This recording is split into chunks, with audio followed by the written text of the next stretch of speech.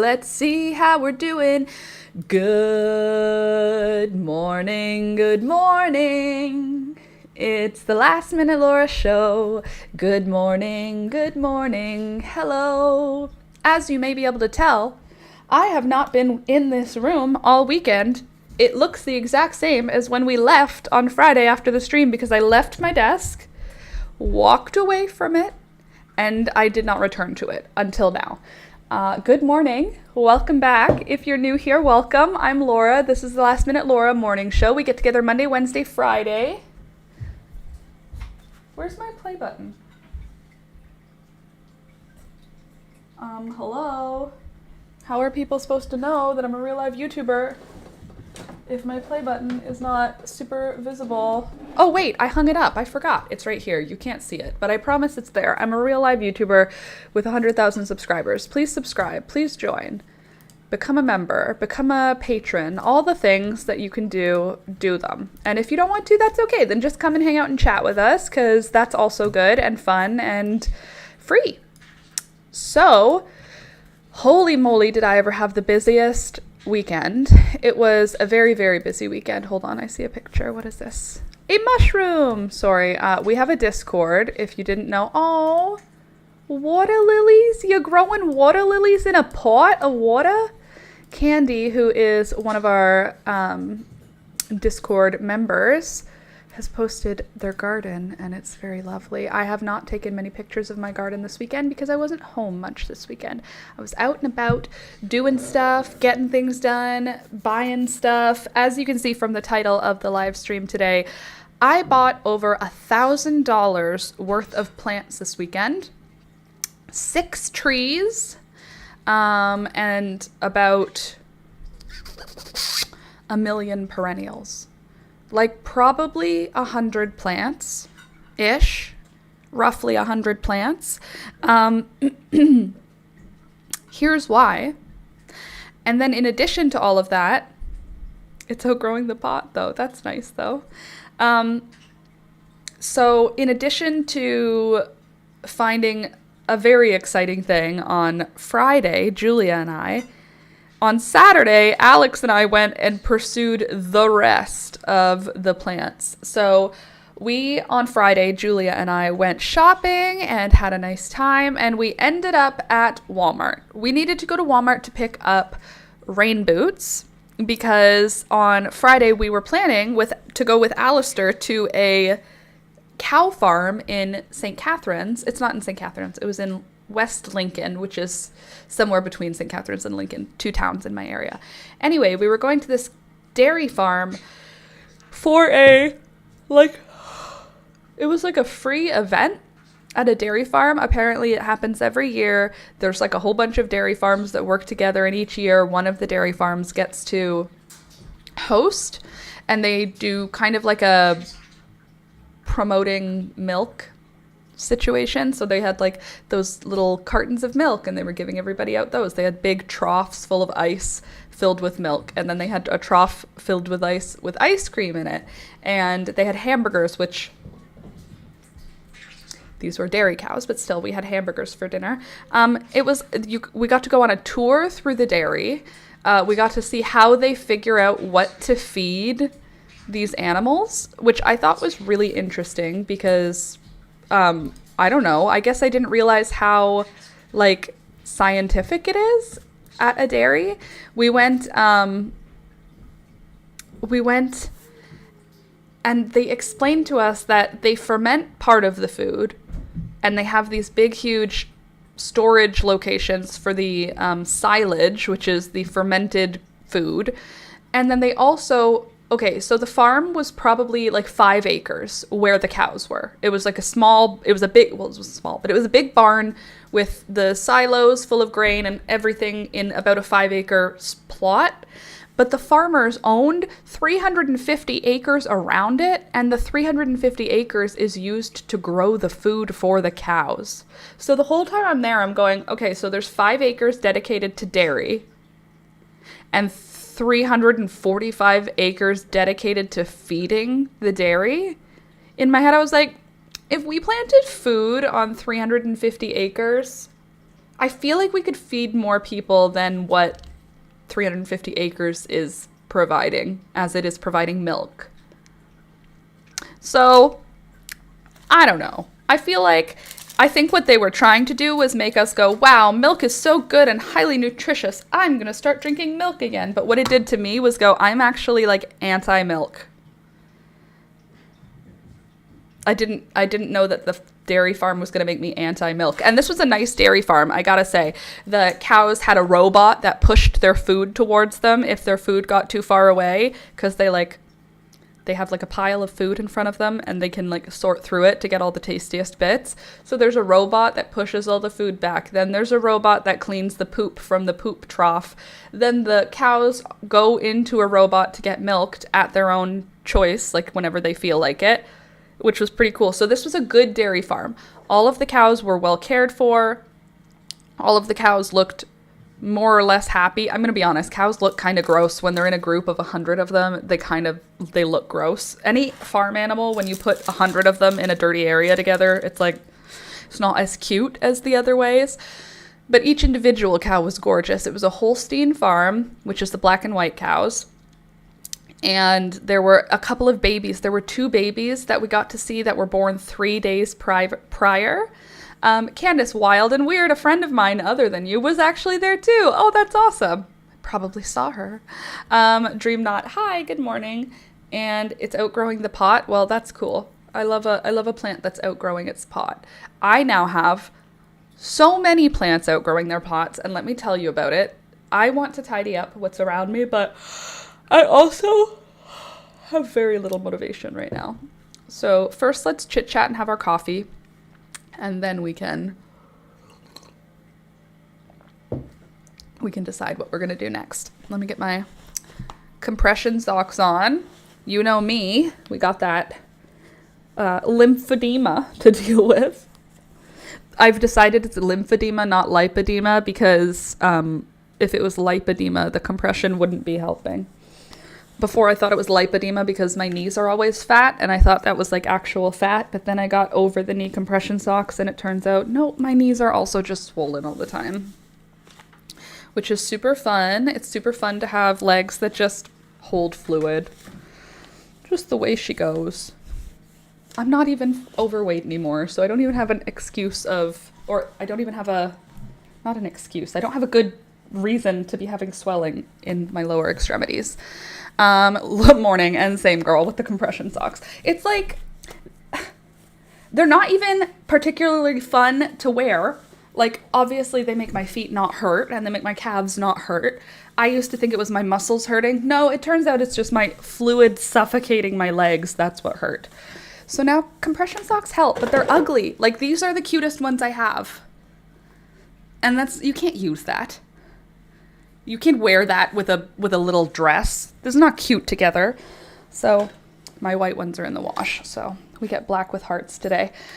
Okay, wear your compression socks, girlies, especially if you're on a plane or pregnant, apparently. Oh, we've got the first of the glitches. How's it looking on your end? Excellent, it says. All right, so it's excellent, just glitching. We love that for us. Okay, so here's what's up. Oh. On the weekend, last weekend, I went to the Real Canadian Superstore. I'm just waiting for the glitching to stop. And at the Real Canadian Superstore, all of the... Hello. Sorry, I'm bothered by my own glitch here. Just making sure. See, on my end, it shows... On the back end, I mean, it shows that everything's working fine. But on OBS, which is the software I'm using, it shows... ye old glitches. Hello.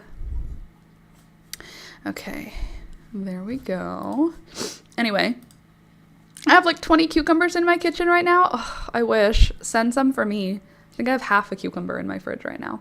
Okay, so this weekend, like I was trying to say, last weekend we went to the Real Canadian Superstore, which is a grocery store where I live, and all of the garden center items had gone down to 24 cents. So we went buck wild, obviously. I got 2 shopping carts full of small perennials and a few annuals. I got some Gerbera daisies, even though they're annuals. It's still the middle of summer. The plants looked great. They were 24 cents. I figured I'd just shove them in my garden, and I did. I got a bunch of dahlias. I got some sea thrift and some... What else did I get? A bunch of stuff. So that was great. I spent $6 and I got something like 30 plants. So I was like, oh, I'm happy. I'm a happy camper. Everything is well. All is good. Then, not yesterday, Friday, I went out with Julia and we had to go to Walmart, like I said.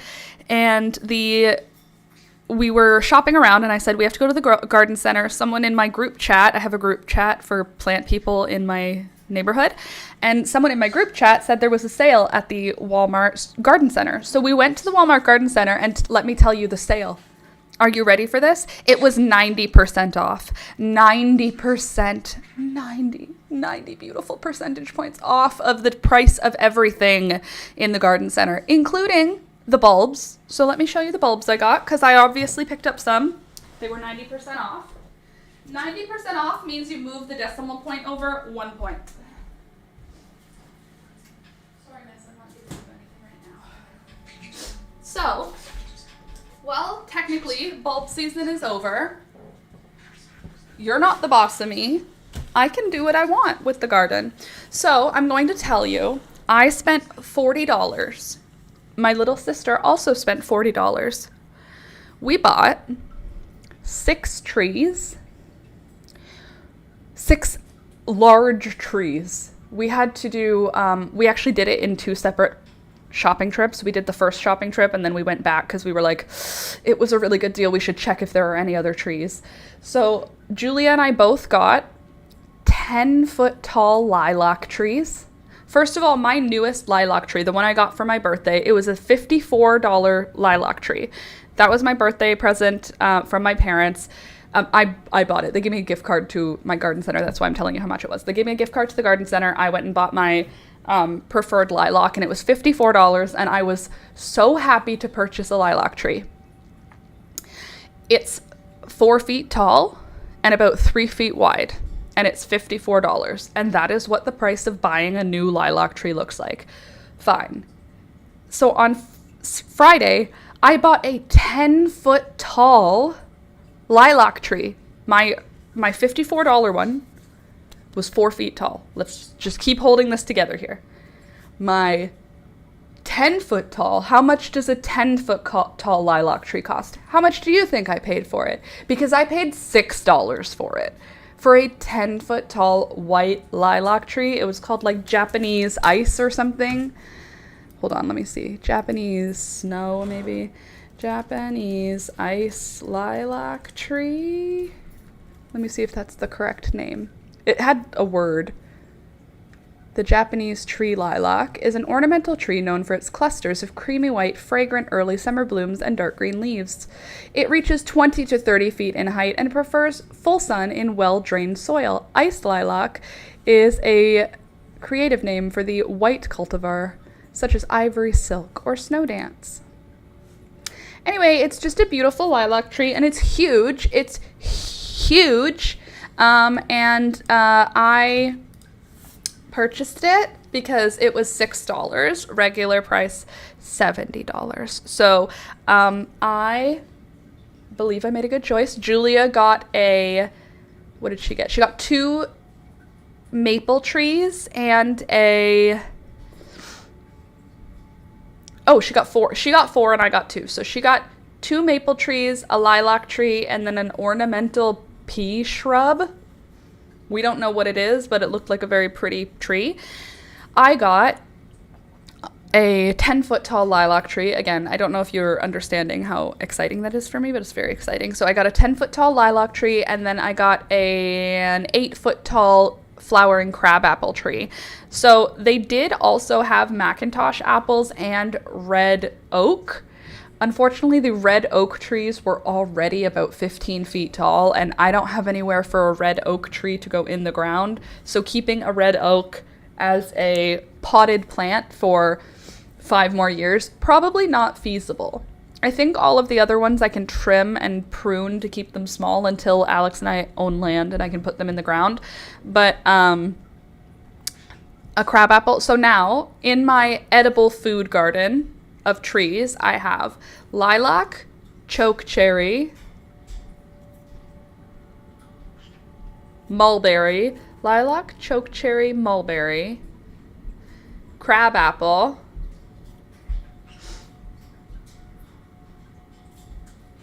I don't know.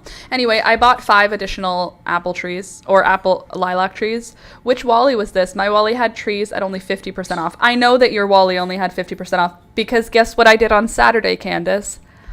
I went to 3 additional Walmarts. I went to 2 of them in St. Catharines and 1 in Niagara Falls. Because Alex and I decided on Saturday we were going to bring Candace's pillow home to her. We have Candace's pillow. It's living in the car now. I was pointing to where it used to live, but now it lives in the car. We put it in the car, and I said, we're going to bring it back to Candace today. So let's just head towards where she lives. And then if she doesn't reply, we'll just go grocery shopping. And if she doesn't reply, we'll go grocery shopping again. So Candace wasn't available. I didn't know that, though. So I texted her, and then I was like, we're going to go to your town. So we drove to the town, and then she hadn't replied yet. So I was like, okay, let's just go do our groceries. So then we decided to stop at every single Real Canadian Superstore and every single Walmart in the area just to see if there were any additional plants. And I got 2 additional perennials on Saturday. But I want to tell you about all the perennials I got on Friday. Before we get into what happened on Saturday, let me look. Lady something Strathden, that's it. Oh my god, I was so sick. I'm sorry, Candace. Okay, so this is one of the plants I got. I purchased 2 of them the first week in Superstore. Then I purchased 2 more and then 2 more. So now I have 6 of them, and I paid $1.50. So $1.50 for 6 perennials, and the perennials were in 1-gallon pots each. So 6 1-gallon perennials. Each of them was originally $13. I paid 24 cents. 24 cents? Yeah, it was 24 cents. Sorry, I made a mess there. Not a mess, you know what I'm trying to say. Sorry. Hold on. So this is the geum that I purchased. I got the yellow one. I also got the red one. So the first week I got 2 of the red. Then the second week, which was last week, I got 4 additional, but I got 4 in yellow. So this is what geum looks like. I got Lady Strathden geum, 4 of them. And they're lovely. They're whatever. But they're perennials. I love a perennial, you know me. I also got Pacific Giant Delphinium. I got 6 of these as well, in perennial plants, like not in seeds. So this is the color they had at the garden center. So I got 6 blue Delphinium, again for $1.50. Regular price $13. It looked like that. So those are now planted outside as well. I also found a couple other varieties. What else did I find? Oh, I got a dogwood tree shrub. I don't know what we do with dogwood. What do I do with yellow dogwood? Do you know why I bought it? Because Hootie and the Blowfish guy said, picking me a bouquet of dogwood flowers, and I'm hoping for Raleigh I can see my baby tonight. You know what I'm saying?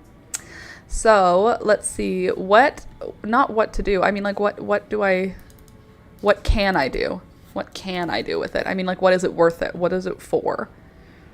Plant as an informal hedge or erosion controlling screen, prune the vibrant stems for indoor floral arrangements and wreaths, or intersperse them with red twig dogwood to create a dramatic winter color contrast. Okay, well, I got yellow dogwood because why not? I also got 2 American cranberry bushes. American cranberry bushes. These I purchased because they were $1 and they were regular price $10. I got them for 90% off. I just want to see what it's about.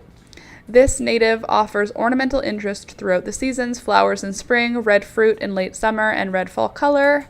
It's a better choice than a different one, which becomes invasive. Sure, sure, sure. Family. Oh, it's from the elderberry family.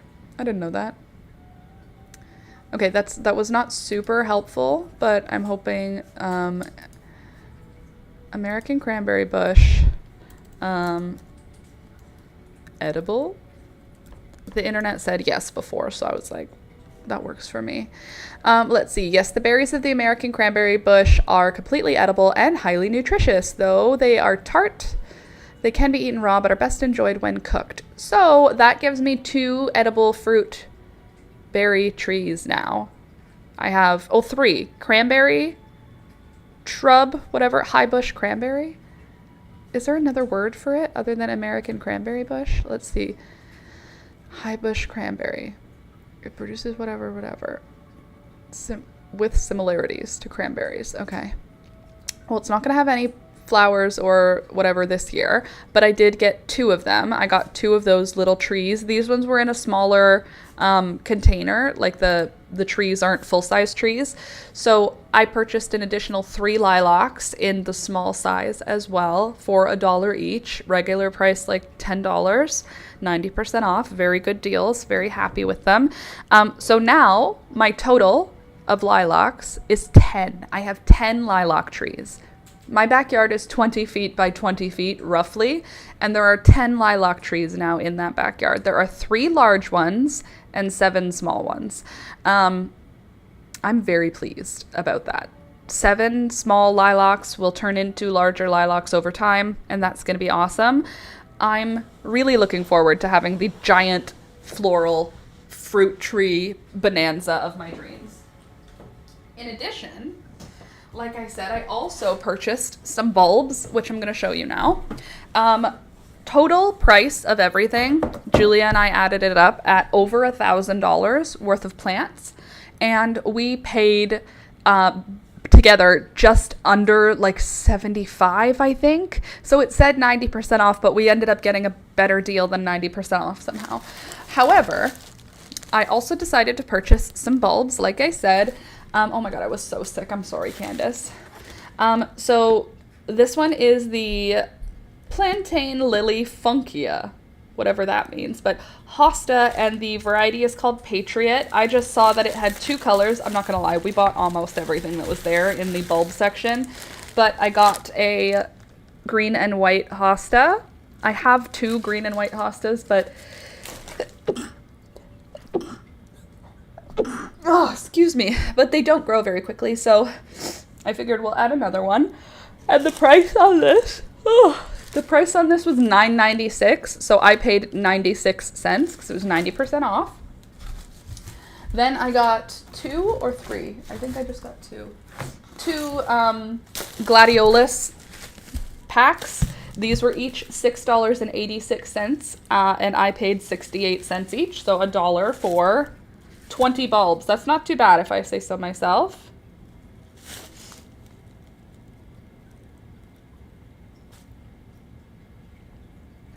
Mm-hmm.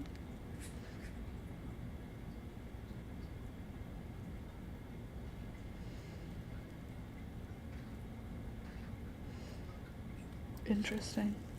Okay, anyway, bi-weekly. 60 to 80 days. How many days until the last frost? Do I have time? Like, I planted a bunch of the perennials because, why did I plant them? I planted a bunch of the perennials because I was like, at least they'll grow something, right? Hold on. What did I want to do? How many days till first frost? Till first frost. Let's see. We got October 28th, which is how many days from now? 107 days. I mean, at least we could get the glads to, like, grow. We don't need the flowers. They could at least grow, though. I also got 2 packs of anemones. These are anemone sylphide, and again, they were 68 cents for 8 bulbs, which is very cool. I got something else that was really cool, and I don't remember what it is, but it was bulbs, and I had to put them in the ground. What were they? What were the bulbs for?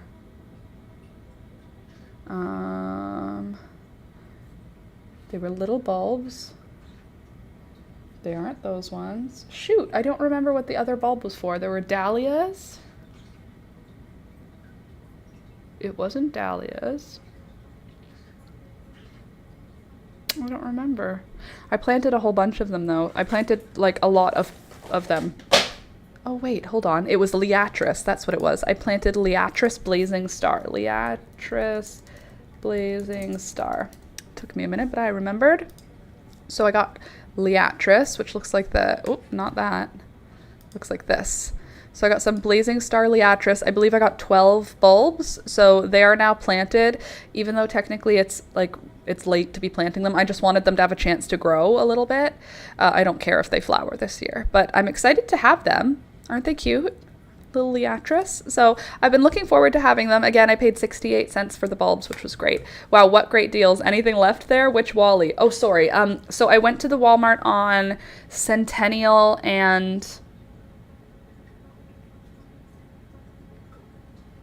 the Highway. I don't even know what the cross street is. Centennial and the Highway. It's, you get off the highway. Anyway, that was the one we went to. There's not a lot left. There wasn't a lot left already. There was a lot of annual herbs.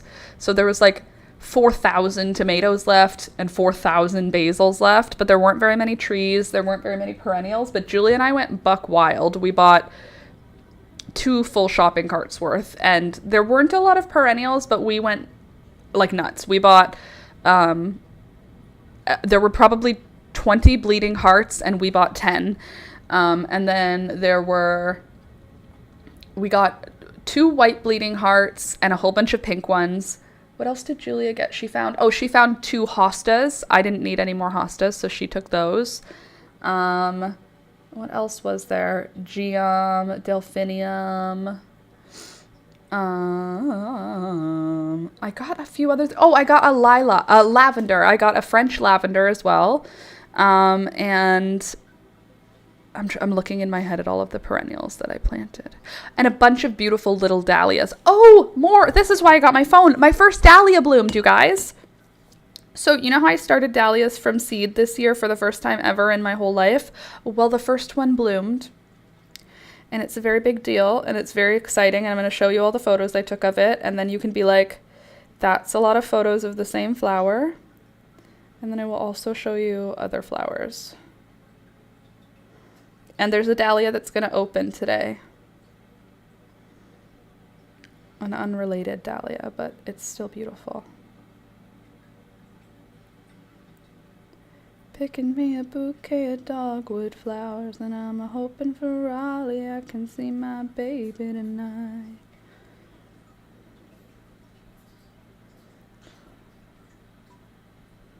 So rock me, mama, like a wagon wheel.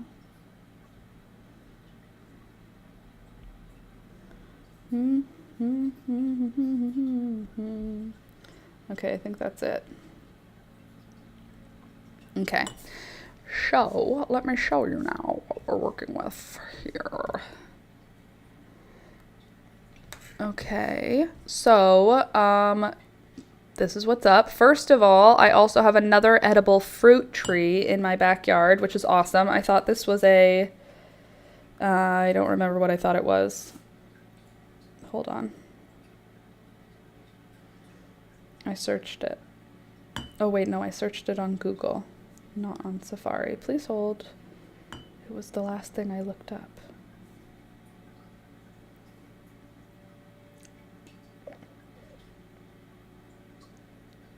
Okay, maybe not. Hold on. It did give me the answer. This. What are you? This is blackcurrant. So it's a blackcurrant tree, which I have in my backyard, and I'm very excited. Let's see, what great deals. Anything left? I know that one. Folding seed packets. Very good, very good. So this is I literally just said it. Some kind of berry. I genuinely have no memory of the name I just said. You can do it, little brain. Blackcurrant. I also can feel something is tickling me, and I think it's my hair, but Oh, well, there we go. Blackcurrant. Okay, so I have now access to blackcurrant. I am going to take a cutting off of this tree. This is what's sticking through my fence. And I've been cutting it being like, it's just a weed. Nope, it's been blackcurrant all along. So Laura's going to be having blackcurrant trees now as well, which is exciting. This is what I took as a photo for you, Candace. I actually took a video, but I did not upload it. This is for you. This little picture. The whole time I was trying to get a video of it doing what they do, and I'll show you. I'll do my best to show you that I tried, but it was a picture I made just for you, or a video rather. Hold on a sec. Well, I'll show you once it loads, okay? Also, we've got things that are just about to open, like this. Double click. Gorge. She's a gorgeous girl. She's not done yet, though. Do I have one here? No, I don't. Do I have anything else that needs cool show stuff? No. Little inchworm. Yep. It's an inchworm, and it made me think of you. So I was like, I'll take a video of it inching around. And then it was like, I think I'll just not move. I think I'll just stand here in this position. Anyway, this is another echinacea that's exciting. And another zinnia. This is the same color as the ballerina zinnia, which is so interesting because that's not pink at all, but it will be. Okay, are you ready to see my dahlia? So this is the one that's going to open up today. It's opening. It's in the process. It kind of looks like it's going to be a decorative one. It's supposed to be a ball dahlia, but it doesn't look like it's going to be a ball dahlia. It looks like it's going to be a decorative one. Here's my first ever dahlia that I grew from seed. Asked me to marry her. I said yes. Look at it. I grew this from seed. Is it the fanciest dahlia in the world? No. But I grew it. Look at it. From seed. Never before seen dahlia. Look how cute she is. I think I took enough photos to show you how cute she is. Look how cute. She's got a little pinky orange around the outside of the petals. Who were her parents? I don't know. I tried to be like, look, see the pink? It's happening. Don't worry. I have more photos of this dahlia because I'm obsessed with her. I grew her from seed. She was just a dream. And now she is mine. I grew her. That is so pretty and so stately. Right? She's cute. She's a cute little daisy. She's just a babe. Do you like the little blush around the edges of her petals? I said to Alex, it's not about how pretty this flower is. It's about the fact that this flower does not exist, except now it does. It never existed before, and now it does. Because dahlias are so genetically diverse that every time you breed two dahlias together, if you grow the seeds, they're dahlia varieties that have never been seen before. Dahlias are all reproduced via tuber. The seeds do not reproduce true to parent because there is such genetic diversity in the plant. So even if you bred this flower to a clone of this flower, the babies would not come out looking like this because the genetic diversity contained within them allows them to express in different ways every single time seeds are saved. Which is why dahlias are so exciting and interesting. So even though this dahlia, when you look at it, you might go, that's like a mum. It looks like a mum. It looks like a daisy. It looks like a basic yellow flower. Wrong. You're wrong. It's actually the first time anyone has ever seen this flower. It's you right now. You're the first people to have ever seen this dahlia because it's never existed before, which I love. I really love the idea of that. So I said to Alex, even though it's nothing special, I have to keep it for the rest of our lives because I grew it from seed and it's the first time. Though if it came out orange, she'd be dead to me. But she's yellow, so she's allowed to stay. Also, there's this. This is what I wake up to. This is what it looks like as I'm starting my day. Peekaboo and Toby are just waiting there to be fed. Please, Mum.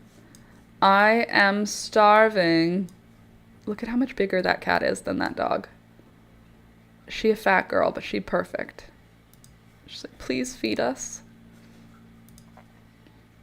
Oh, here we go. Ready, Candace?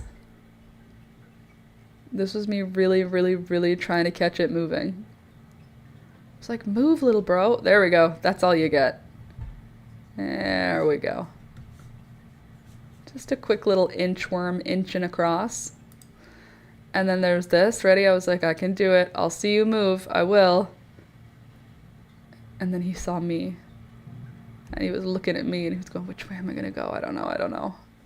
So that was the best I could do. That was the best I could do for you. Main important thing, though, is that I grew this from seed and it's beautiful. And thank you. Thank you. Anyway, the red one or the pink one, I don't know, whatever this ends up being. Not orange. That's all that matters. I feel like it's going to have a pink hue to it. It's too... Red would look different at this point. Anyway, the point for me is that look at how many rows of petals this one has. 1, 2, 3, 4, 5 rows of petals versus this one only had 2 rows of petals.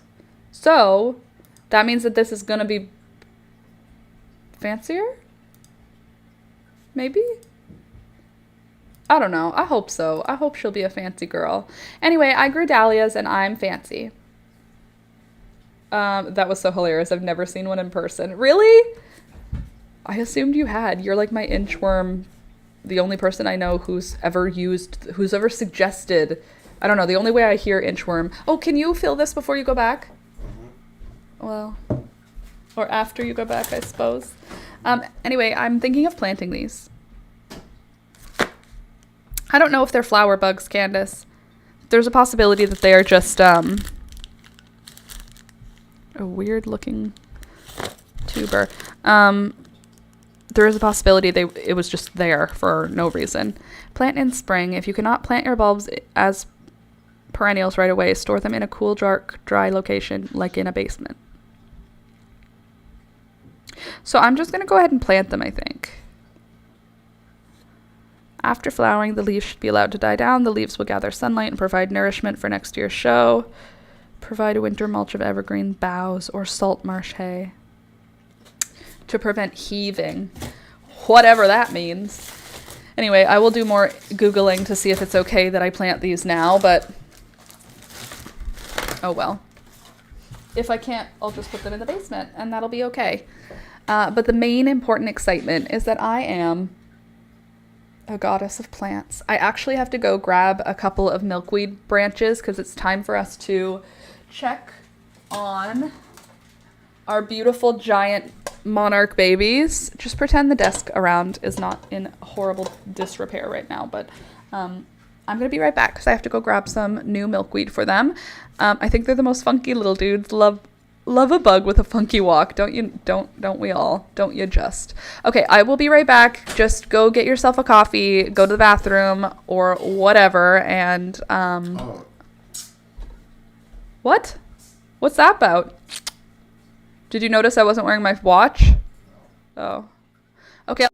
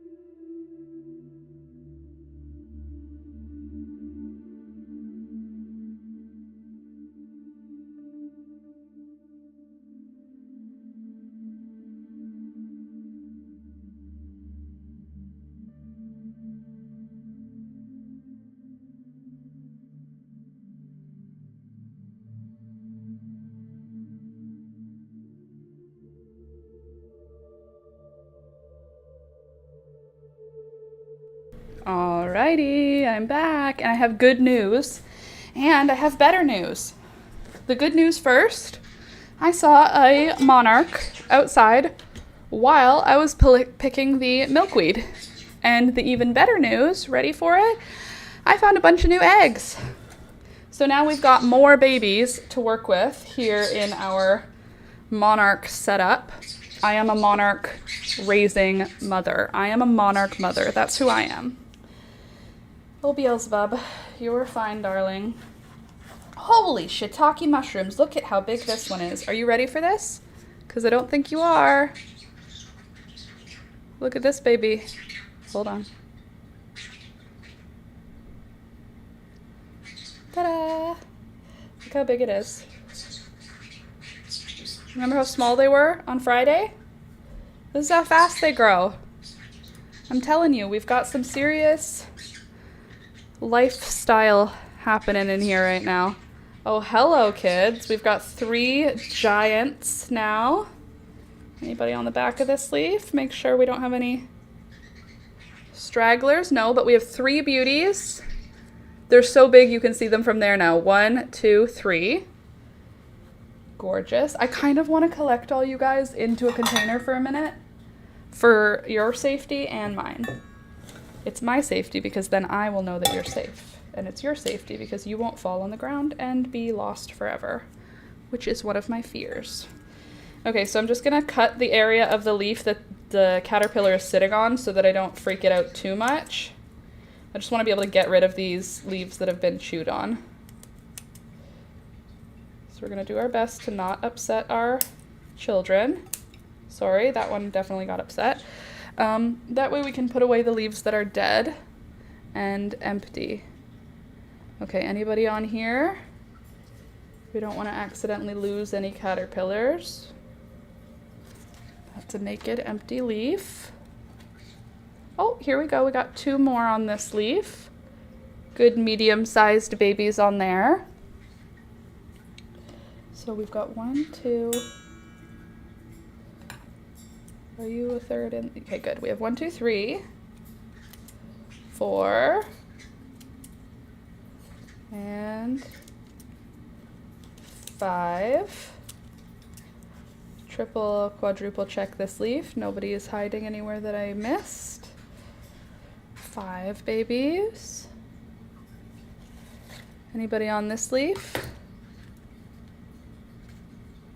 I don't think so. I think we got an empty leaf. No sneaky hiders. Nope, naked empty leaf. Who's to say why? Maybe that one just doesn't taste as good. This one empty as well. Another empty leaf. Okay, here's our giant. This is our big boy or girl. Our big baby. There's our biggest baby. This one is going to go into its cocoon this week, but still has some growing to do first. I'll just trim you right off of your leaf so that you don't have to interact with me. I know you don't like it because you're shy that way. Okay, how about you? Do you have anybody on you? You must, with all that chewing going on. Okay, good. We've got 2. No stragglers other than those 2. Good. We got 2 more. So that brought us up to 5, 6. This is 7. Did you just fall in? Yes, okay. 7, and then number 8.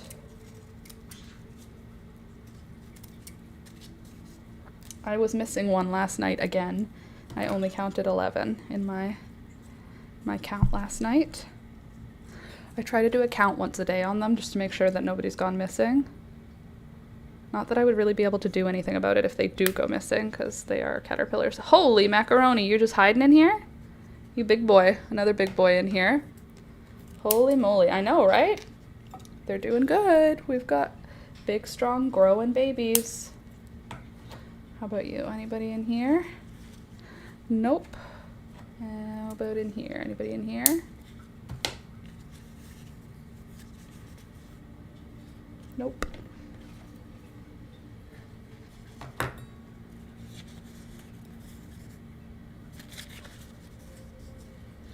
Nope. Sorry, honey, did I knock you off a leaf and scare you? Here, you can go in here. There was one there. I don't remember what that brought us up to. I think that was number 8 or 9. 8, maybe? 9? I don't recall. Okay, anybody hiding in And among these leaves, I don't think so.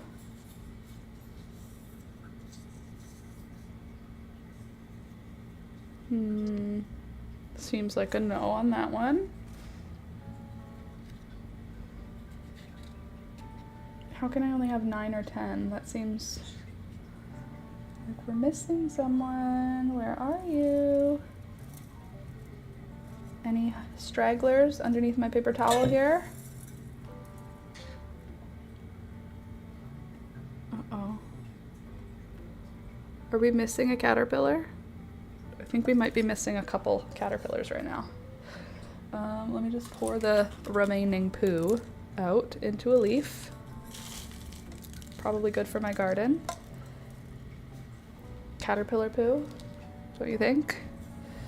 All right, let's triple check that I miscounted. Please say I miscounted. We'll check those leaves after. Let's put in the new leaves with the new babies. Oh my goodness, you guys are just going wild in here. Hello. My babies are getting so big. Look at all my babies. I'm a mother. These are my monarch babies. Okay, so now we can put the new branch in. Is there any eggs on here? We have 1 egg on 1 leaf. I think that's it though. I think there was just that 1 egg. Jesus, Peekaboo, you scared the shiza out of me there. I thought my desk was alive for a second. So there's 1 egg on there. 1 tiny caterpillar on here. So 2. I think there's just an egg on this one. 3. Well, no, that caterpillar counts as a caterpillar. So 2 eggs and a caterpillar. 3 eggs and a caterpillar. 4 eggs and a caterpillar. 5 eggs and a caterpillar.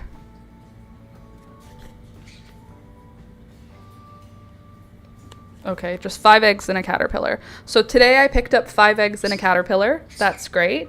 And then there are not 12 caterpillars in here anymore, which makes me nervous that my largest caterpillar might have eaten my smallest, because they don't escape. They don't leave. They're like they're homebody caterpillars, if you know what I'm saying.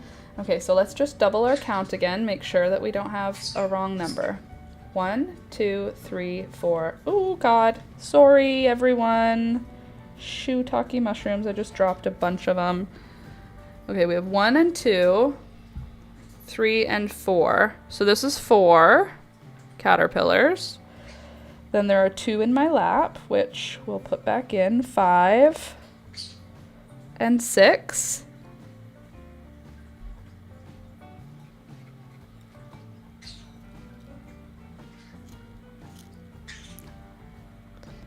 6 and hold on. 7, 8, 9, 10, 11. Okay, so I am missing oh, there you are. 7, 8, and 9, 10,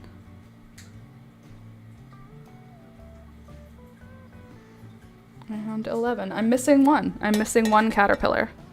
So one of my 12 caterpillars is currently missing in action. So we are going to check. Well, now we're supposed to have 13 caterpillars and 5 eggs. That's what we should have, but currently we have 12 caterpillars and 5 eggs. So we are missing 1 caterpillar. And we're gonna check the leaves one more time. Gonna check the bowl, make sure nothing untoward has happened. 12 caterpillars and 5 eggs is a very good number, I think. But we would love to have 13 instead. So let's do us a little check out, shall we? Triple, quadruple check the poo. Nothing there. Triple, quadruple check these leaves. It shouldn't be a microscopic baby. It should be a pretty reasonably sized baby, so it shouldn't be something that completely hides from me. Like, I should be able to see it. Okay, let's find out, shall we? Please, please, baby caterpillar, just be hiding. Don't be missing. I don't want you to have gone missing or gotten eaten by one of your siblings. I want you to be strong and healthy. Okay. Let there be a caterpillar sneaking about on these leaves, all right? That is a confirmed no caterpillar leaf.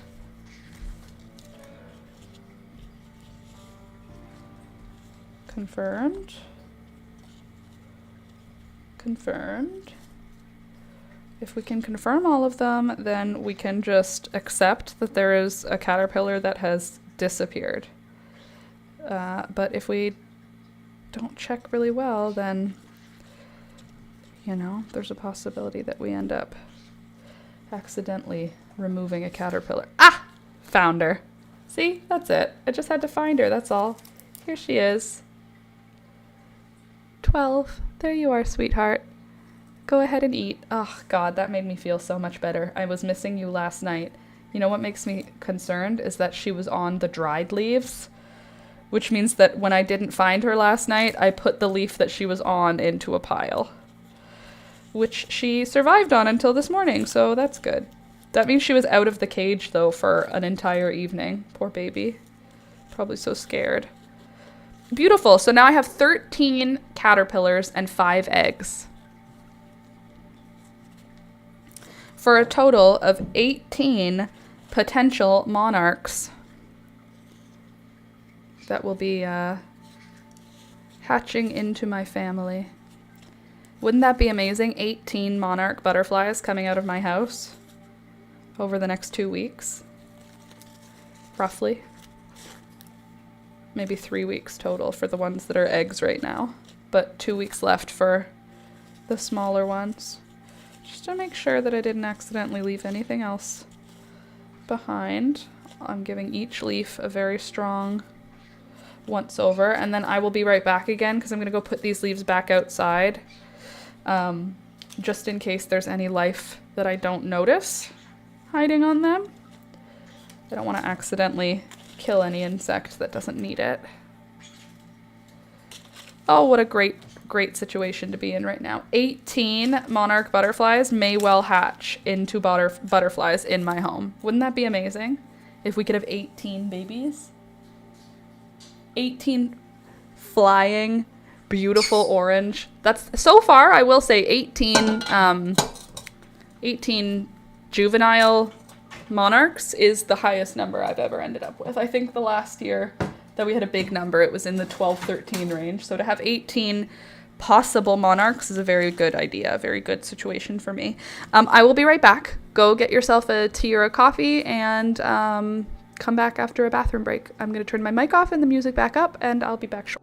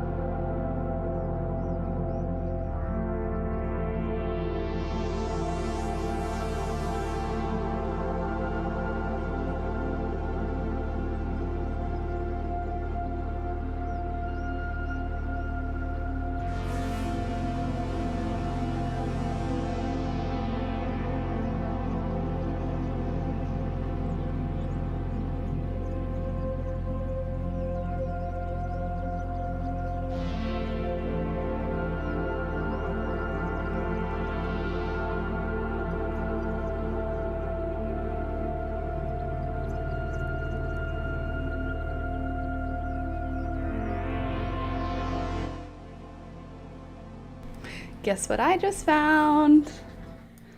5 more eggs to add to my monarch home.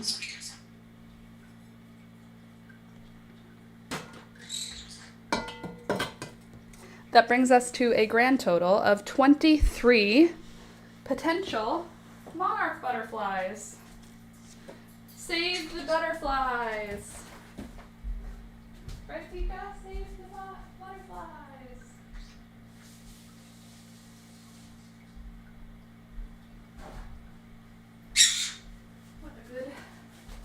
What a good thing.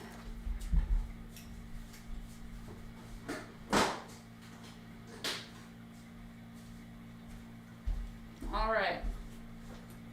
So now that we've got that sorted, wow, I'm a monarch brothel. Well, not the brothel. I'm a monarch orphanage. I'm a monarch adoption agency. Yes, I'll be happy to be a monarch brothel. That would be a great situation to be for me, but 23? That's a lot. 23 monarch babies coming to a backyard near you, and one of them is going to turn into a cocoon this week. Probably not tomorrow, but the day after, based on how big she is right now. I love monarch season.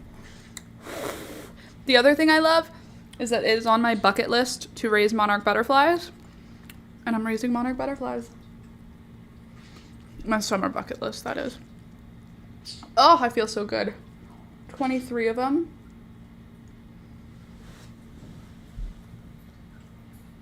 And they're so hungry. They're just such hungry babies.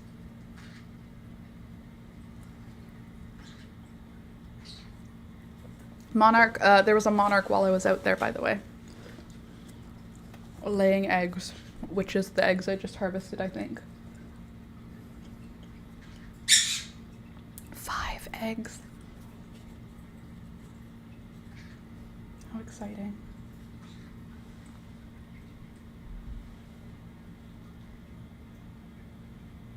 They eat so aggressively. They eat like they're starving. I'm so happy. You want a piece, Toby? Here you go. It's just bread. Beelzebub, you're fine, honey. You don't need to do anything. Good morning, Laura and everyone, and pets and plants. Good morning, Louisa. This is my plate for this morning. Sewing machine. I am in a very good mood, but I also need to clean up my desk, which is so messy. Sorry I'm late. That is okay.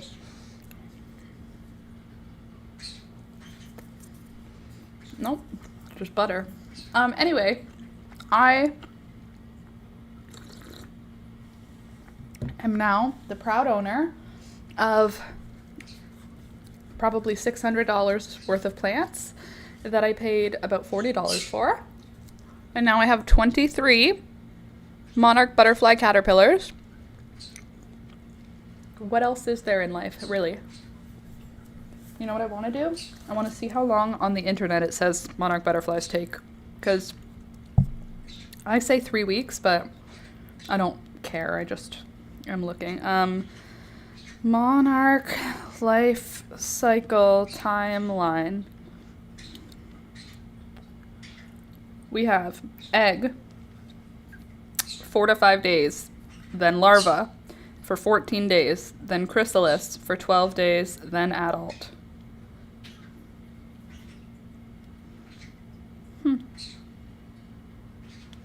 So,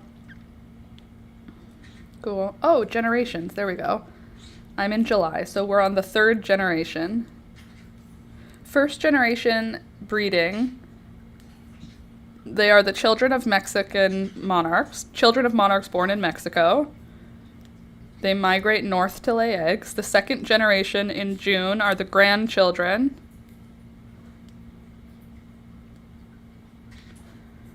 Born in the north. The 3rd one's born in the north, and the 4th, born in the north, migrate to Mexico. Huh.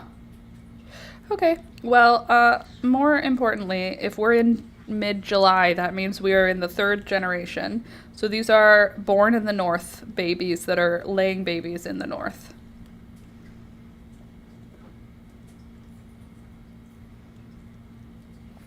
Oh, we're in the 5 larval stages. Okay, so we are in stage 1 for one of them, and we are in stage 4, I'll say.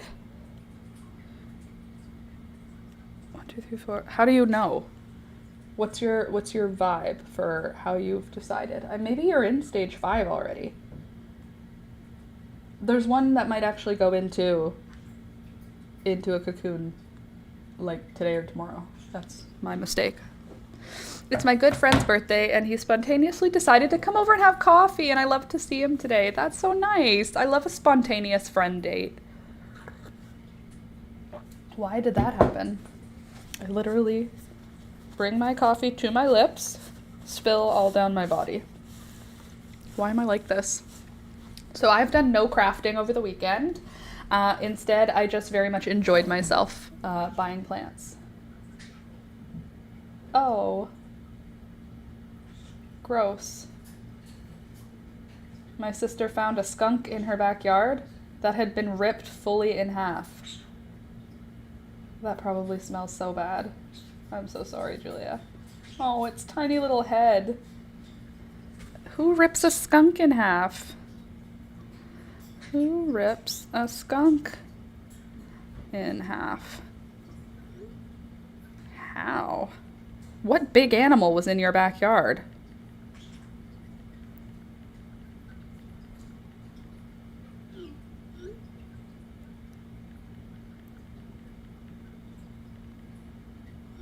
A cat couldn't do that, could it?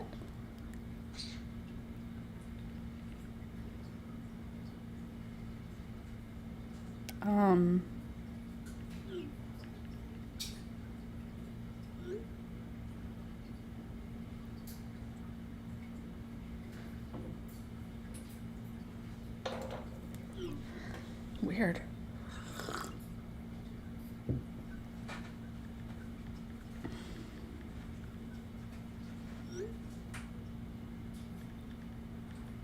Okay, Julia said there were big footprints in the yard, and someone ripped a skunk in half. Big animal footprints, I should say. Weird. Poor thing. And Julia, not a nice scene to find. Not a nice scene to find, and also not a nice scene to have to clean up, because skunks are very stinky. Like, yes, it's sad there's a dead skunk. Nobody wants to see a dead animal, but a dead skunk is worse than other dead animals because of how much they smell. So a dead one, not great. So, weird. Maybe their next door neighbor's dog did it. It wasn't her dog. And now she has to deal with it. Yep. Now she has to deal with it. Probably her neighbor's dog, but she said that she went and checked on the neighbor's dog this morning and he didn't smell. So she was like, that's weird, because wouldn't an animal that ripped a skunk in half probably smell? Because her dogs didn't do it. Well, they don't leave their dogs out alone, so that wouldn't happen. Anyway, that happened. I'm in a very good mood, though my room here is very messy. Just knowing how many monarchs we have that are growing, you can't see them. Maybe I can...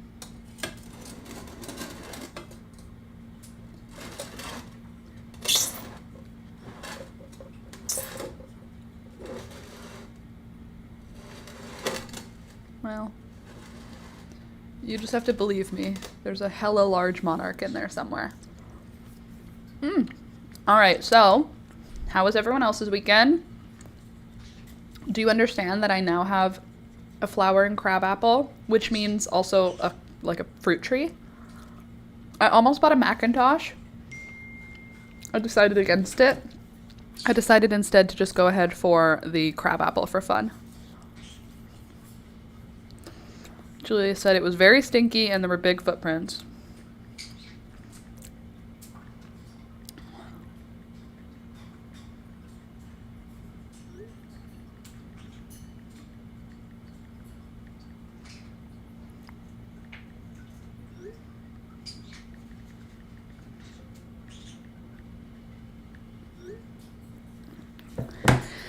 Okay, so how was your weekend?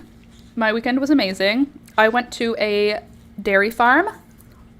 I got swag at the dairy farm. I got a milk-themed water bottle and a cheese knife and a gibbet for my Crocs and a recipe card. I think that's it. It was cool though. We had a really fun time. Alistair loved it. We got free ice cream. There were bouncy castles. It was so pretty. It was so fun. 23 monarch. Have you seen 23 monarch butterflies before? What do you think is our success rate going to be this year? 23 out of 23. Like, I hope it's 100. Are you sleeping or did I scare you to death? Why are you lying down? Please go eat something. Go on. You fell and now you are just sitting and that's stressful for me. Don't bite me though, okay? I'm gonna pick you up, super gentle. And I'll move you to a leaf. Please don't bite me. Thank you. Same thing with you. Pick you up so gentle. Move you to a leaf. There you go. Nothing to panic about. Just eat until you are absolutely packed full. And then after you're packed full, just transform into a butterfly. No problem. And now she has to deal with it. 20. You think 20 out of 23? That's probably reasonable. I'm going to say 23. I'm going to say 23. Let's be super bold. We're going to get 100% success rate. Let's say 22. We can't give 23 out of 23. That's unlikely. 22 out of 23 is probable. I don't know. What is the success rate of monarch egg to butterfly? Let's see. In the wild, the survival rate is low with only 10% and often between 2 to 5% of eggs surviving to become butterflies. The vast majority are lost to predators and parasites, disease, and weather. However, if you bring eggs indoors and rear them in a safe enclosed environment, the success rate jumps dramatically to 90%. That's awful! 2 to 5% in the wild? And they can go all the way up to 100% in captivity? You're welcome, guys. All of you, you're welcome. You're welcome, and you're welcome, and you're welcome. They're so cute and weird and little. Okay, hold on. Julia's updating me with skunk lore. She said, I agree.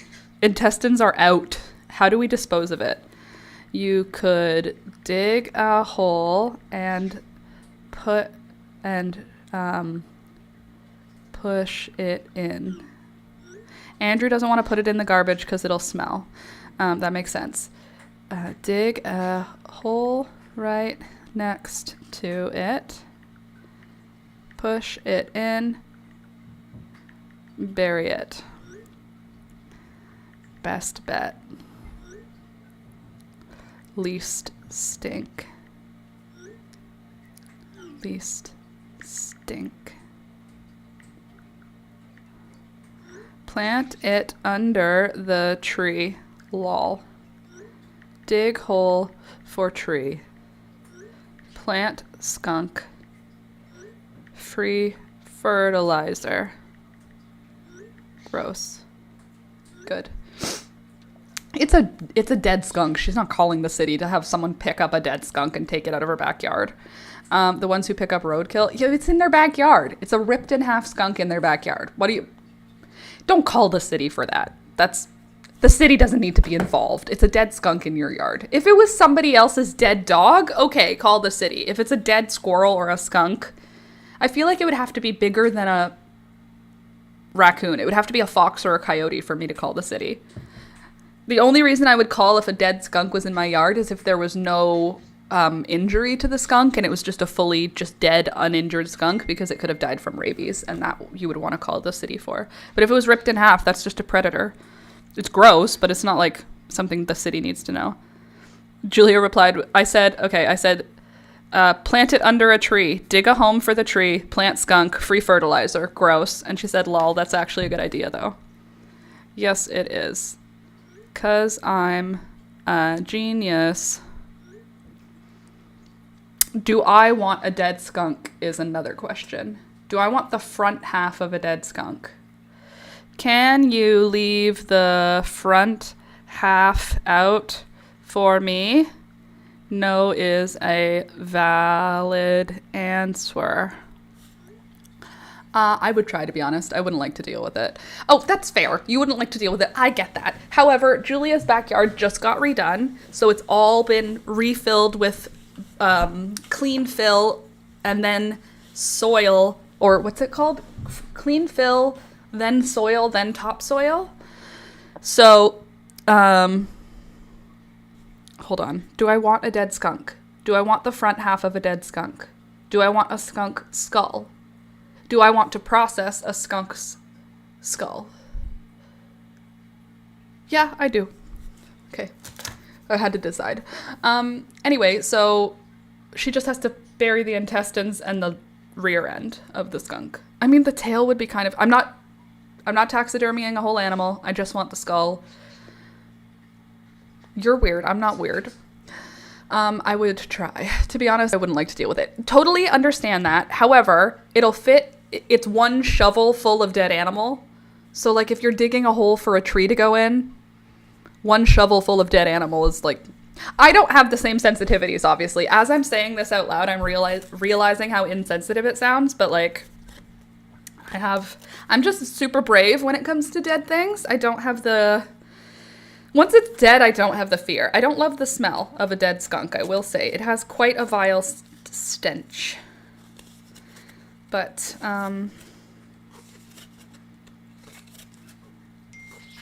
let's see, what do you think? Is Julia going to keep me the dead thing? Or is she going to say, no, that's gross? She said, do you want to pick it up today? No.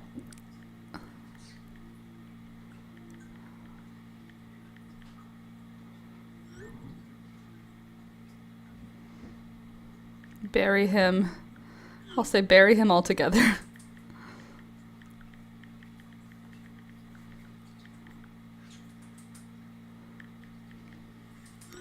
I said bury him altogether for peace. I don't know if Julia is the same as you. Yeah, you want to deal with the thing? Yeah, Julia's definitely not the same as me. She said rest in pieces. She's definitely equally deranged, just in her own way. Rest in pieces. Because I said bury him together for peace. And she said rest in pieces. So, not ideal. Unfortunately, we have a dead skunk in our midst. It's not my problem. It's not at my home. Anyway, now there's a skunk that needs dealt with. Ew, her whole yard is going to smell so bad. It's hot as absolute balls today. Do you know what the temperature is tomorrow in Hamilton, Ontario, Canada? 37 degrees Celsius before the humidity. That's the temperature tomorrow. Just the temperature of the air will be hotter than the inside of a human body. Without the sun, without the humidity, without the whatever. That's just the temp. You want to recover the bones in some time. Yeah, I've decided instead I'm not going to recover the bones because she's going to bury it under a tree. So this time, this skunk gets to rest in peace without being bothered eternally by me. That poor baby. Anyway, I will find my own dead animals when it's time. More importantly, at this point, is the fact that I have now acquired so many trees. I said to Alex, we're going to have to like move and buy property in the next 5 years. And he was like, I don't know if we're going to be buying property in the next 5 years. And I said, we need somewhere to put some of these trees that I've purchased. So there's that. We're going to need to have a home for these trees someday. And I actually had a conversation with Alex that I think is something that I hadn't considered as an option. You know, I've always been saying Alex and I are going to end up on a farm. We're going to live on a farm. We'll have a farm. We'll have chickens in a farm. What if we don't have a farm and we just live in the city with a little bit of a backyard? Then I thought, okay, so there's like protected land. You know how we were looking at shopping for land? When I say we, I mean you and me, not him and me. You and me were looking at land to buy. And we found a bunch that was like $40,000 for 10 acres of wild land, but it's protected, so you're not allowed to build on it. So that prior to this made me go, never mind. I don't want land that I can't build on. But what if I live in the city? Even if we live in an apartment in the city, if we own 5 acres or 10 acres that can't be developed, that can just be our lifelong campsite. You know? It was something we were talking about. Like, we love going camping. Every summer we go camping. And we like to go camping for a couple of times. Shared little pictures in Discord whenever you can see them. Okay, cool. I will see them in just a sec then. Oh, Louisa says, I have a picture to share from your seeds. It's the first time I've had success with amaranth and marigold. Usually it's calendula and nasturtiums. I'm excited. Oh, that's wonderful. I love all of the flowers mentioned. Thank you very much. Let's get back into this Discord here, see what we're looking at. Oh, hello, amaranth. That really is some amaranth coming to... Do you know I just dropped the mouse like from my hand? I thought I was putting it down on the table. My desk is absolutely trashed right now. I thought I was putting it down on the table, just dropped it on the floor. You know. You know how it is. Okay, here we go. Let's see. What do we see in here? I see a couple of beautiful amaranths. I do still see a nasturtium in there, which is lovely. Look at those gorgeous amaranths. Okay, the one up top looks beautiful. This one here, this tall one that you have up at the top. These ones here, while beautiful, and it may be hard to do, pull out the middle green one, Louisa. There's a small red one I see at the bottom, so it goes green, green, green, red, red, green. If it were me, which hurts my feelings to tell you this, I would rip out. So I would leave green number 1, rip out green number 2, leave red number 3, rip out red number 4, rip out green number 5. That would be what I would do in this place. I would say you should end up in this spot with 2. 1 green and 1 red. If you can't do it, I understand 100% because I also have a very hard time removing babies. But if you are wanting them to get to their most amazing possible, I would pull out that beautiful big middle green one. That looks so healthy. It even looks healthier than the one left to it, but it's in the middle and it's going to be crowded. So your red ones at the side, the purple ones, maybe I can move this so that I can point better. Nope, I can't. So leave the first one, take out the second one, leave the third one, take out the fourth and the fifth on that. On this one, leave everybody. They're fine. You obviously have one that's doing really, really well. This one in the middle, you have the middle one is a Love Lies Bleeding, I think, and then the 2 on the outside are coral fountains. Do you see how the stem is red versus green? Coral fountains have a green stem. Love Lies Bleeding has a red stem. So you can make up your mind on who you want to keep in there. But if you keep all 3, they won't get very big. That's all. But they are beautiful. I also love a glass jar, Louisa. I love a giant glass jar. Holy macaroni, those are some nice healthy marigolds. Look at those. We're about to get flowers. You can leave all 3. Even though it's a little crowded, you can leave all 3. Who's in here? Who are we looking at here? What's this? What's this? That's Chimomile. Lovely. But who are you? Who are you, Purple? I was the Reaper for so many. I can do it. You're a strong, strong lady. It's hard to commit to murder. To commit to murder is difficult. Look at that. Would you look at this? That right there is the Love Lies Bleeding. And guess what? I don't have any Love Lies Bleeding this year. I planted them. I only got coral fountain and velvet curtains. So you are so strong. Not me. I would love a Love Lies Bleeding, but this year it's not happening. But I do have this dahlia. Did you see this dahlia? I grew her from seed. What I don't understand, or not what I don't understand, what I want to understand is how can I start breeding dahlias? Hold on. Dahlias from seed. How to select. Wow. Those words are so well spelt. There we go. I think the purple was something that the birds brought. Well, they're beautiful, the purple bird brought ones. Look for open pollinated seeds from collarette or single flowered varieties. Why? Dahlias from seed is a treasure hunt because unlike tuber, seeds will not clone the parent and will produce completely unique blooms. To select the best dahlia seeds. Okay, why? Open centers. Varieties with open centers allow bees and pollinators to easily access double or dinner plate dahlias. Rarely produce viable seeds because bees cannot reach the center. Okay. Leave the old faded blooms on the plants. Commercial seed selection.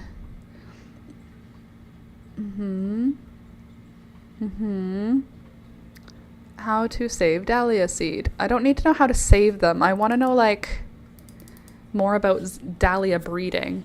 Breeding dahlias. Because now that I'm interested, it has to be part of my personality. Collect seeds by hand pollinating 2 flowers. Okay. Because dahlias are genetically complex octoploids, every seed produces a completely unique plant. Cross-pollinate by transferring pollen from the father flower to the mother flower. Allow the seed pod to mature and plant the seeds in the following spring. Okay. Oh, dahlia breeding update. Thank you, Florette, for breeding dahlias and explaining it to me. When I started growing dahlias, Florette says, I had no idea you could grow them from seed. It was actually a good 10 years into my journey with them that I learned there was a difference between growing dahlias from tubers or cuttings, which is how you clone a variety, and growing them from seed, which is how you create a breed or a brand new variety.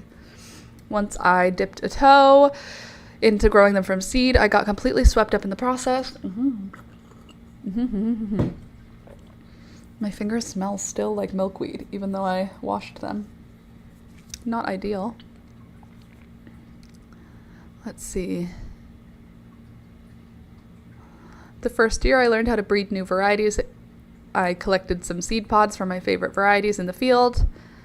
Cafe au lait, apple blossom, peaches and cream, waltzing Matilda, and saved them aside to grow out the following season. My first dahlia seedling patch consisted of a single bed, a few hundred plants. That one little row was by far the most exciting, waiting for each new flower. Sure. I feel like I'm going to have to grow 100 dahlias, though, to find out what color I get, and you won't find out until July.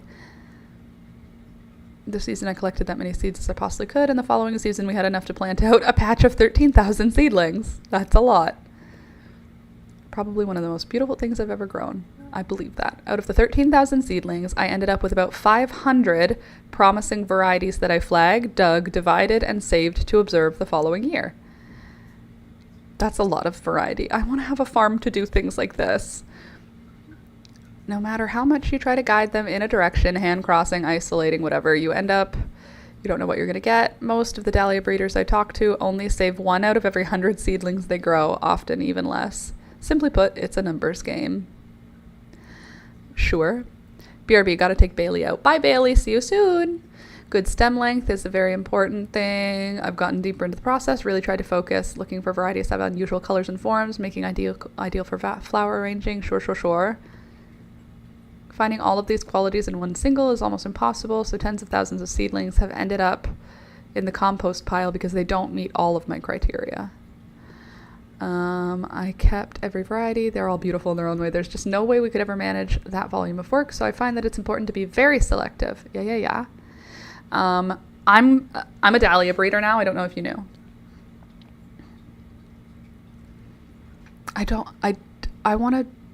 I'm a doctor now. A dahlia doctor. I'm the dahlia doctor. Call me Laura. So what I'm growing right now is a yellow open-centered dahlia. That's what I'm growing. Yellow open-center dahlia.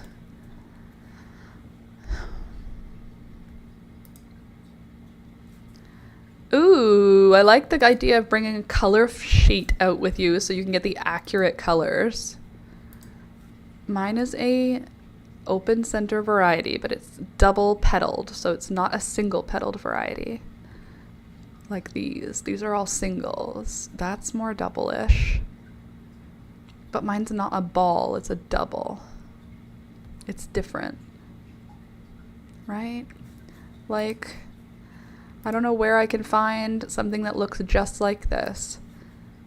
Because, like, it's this style, but it's not that. Look, it's littler. It's differenter. Okay, hello. That's the same thing. Look at this. And this. Those are the same, right?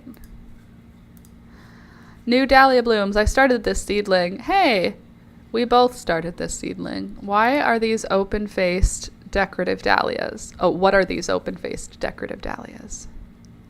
I don't know, but I'm growing them also, so that's what they are. First dahlia flowers. My second dahlia. Okay, so it looks like what I got is not uncommon as a first-time seed girly.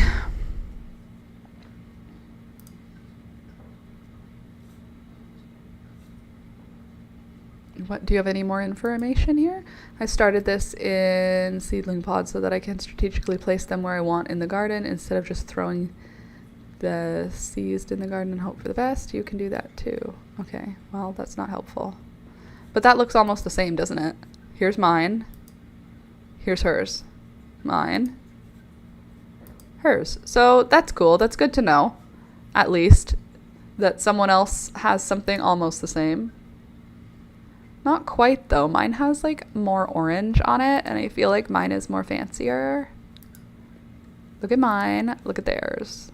Basically, mine is fancy. I'm just obsessed with mine because I grew it, you know? Just the way of things. All right. So, oh, sorry, Kendra. I didn't even see you there in Twitch. My boy has a caterpillar for his science project, something to do with metamorphosis. That makes sense. Because that's what they do. They metamorphosize. Are you just taking a quick caterpillar nap? As long as you're not like caterpillar dying, then I don't care, but can you just verify that you're all good? Like, what's wrong with you? Peekaboo, could you not? What's wrong with you, sweetheart? Why are you all limp and not excited about life? Oh. It'd be better if you could get more excited about living. I'll just leave the lid off for a bit so you guys can get some fresh airs. Okay. So, yeah, I am now feeling pretty excited about the other dahlia that's on its way. I have, oh, are you going to eat right away? Or are you still tired?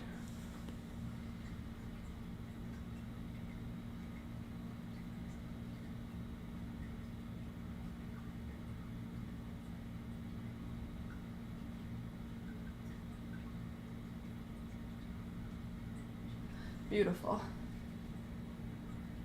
Oh, they're so cute in their own weird way. Anyway, I'm in, oh, hi, Peekaboo. I'm sorry. You trying to come over and sit with me?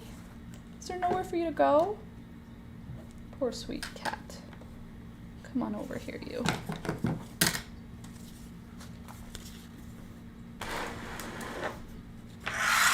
There. Lots of room for you. Kitties everywhere. Come here. There's my kitty girl. Little kitty cat. Nice, sweetheart. You want to sit in my lap? You can come here.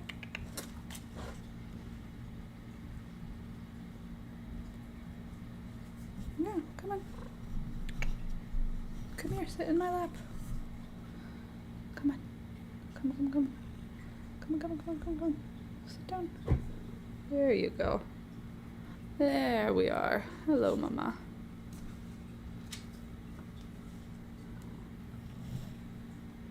There we go. Hi, honey. Anyway, great weekend overall. Lots of caterpillars to be friends with, 23 of them. And I got to see a milk cow. I got to pet a milk cow. What else did I do? I bought so many plants. It's just overall been a great weekend. And now I am basically a farmer. I have so many plants. Pika, you are shedding so much right now. Hey, Alex. Baby? Can you help me for 1 sec? Can you come here for a sec? I'm gonna get him to give me the cat brush so I can brush this cat a little bit. Hi. I'm gonna brush you. I just need to brush first, and you're already on my lap. Look, you can tell she's itchy. She does need a brush. Could you grab me that blue animal brush? There. My hero. Thank you. Oh, that's good, huh? Let's get some of that cat hair off of you.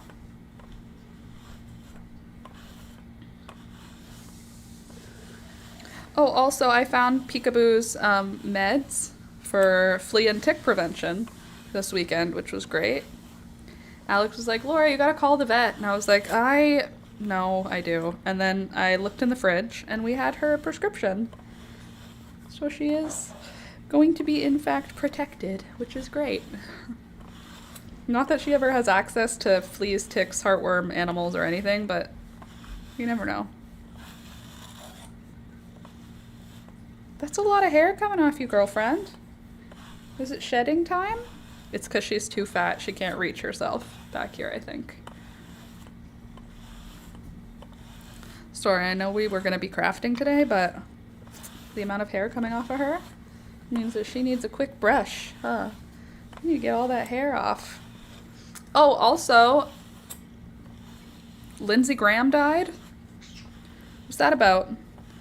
I mean, I don't care for him, obviously. He's like literally a villain, like a Disney villain, or he's like a literal bad guy, but he died from a sudden mysterious illness, and I wonder if he was poisoned and murdered, because he was like fine the day before, and I love all the conspiracies that Russia decided to poison him. I don't love them, but you know what I mean. I find them interesting. Pika, the amount of hair that is coming out of your coat right now. Do you even groom yourself at all? Like, are you even helping? Look at this. Look at that. Do you see how much just fell out of you? Anyway, so now it's Mitch McConnell and Lindsey Graham. Two bad guys. Who's next? We get a third bad guy, right? Comes in threes? Maybe. Maybe the third bad guy will be the big one. The one that everybody pretends like they don't hope that he dies. I don't want him to, though, because then the badder guys get in control for you guys. Isn't that the case? Like, your leader is bad, but if he dies, then your next in line leader is worse. Also, our last leader hanging out with Katy Perry. What's that about? Like, the Prime Minister is not famous in Canada the way that the President is famous in the US. Like, if you see Justin Trudeau out in the street, you'd go, look, there's Justin Trudeau. He wouldn't, like, mob him. At least I wouldn't. I don't think people would. I feel like the way we treat celebrities in Canada is just a little different. Or even politicians, you know? I think it's because ours don't matter as much. At least to us. Like, yes, the Prime Minister's important, but, like, he's not actually leading Canada. He's leading the party. Look at all your hair, Pika. Is your skin itchy under there? I see some dandruff. I'm sorry. Haven't been brushing you very much lately. As you can see from these gigantic piles coming out of your hair. Why do you have so much fur? It's the middle of summer. Shouldn't you already have gone through your shed? Yeah. My fluffy girl. I promise this is usually a place that we do craft stuff, but I can feel that this kitty cat needs her hair brushed a lot more than I need to be crocheting right now. Yeah. And I'm babysitting today, which is exciting. Miss Elizabeth is gonna come over.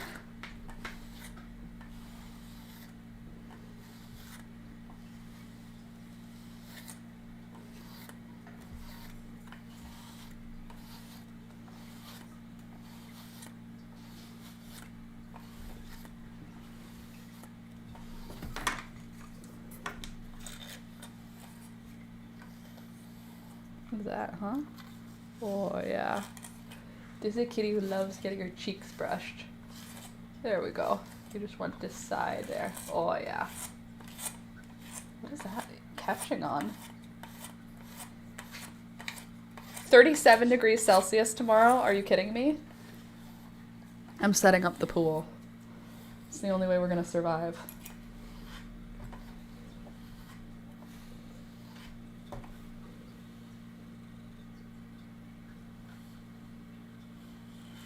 There you go. How's that feel, huh? Gotta get all that floof out of you. Maybe you're actually skinny. You're just so floofy. I'm not gonna lie to you. I have not brushed her in a month. We used to be doing it every couple of days, didn't we, Pika? Poor baby. We gotta switch back to get your brushing schedule in line. Look at all this hair. Pika, you're gonna shed a whole other cat. Look at it all. I mean, this is good marketing for this brush. What is this? Pet lovers. It's like a furminator.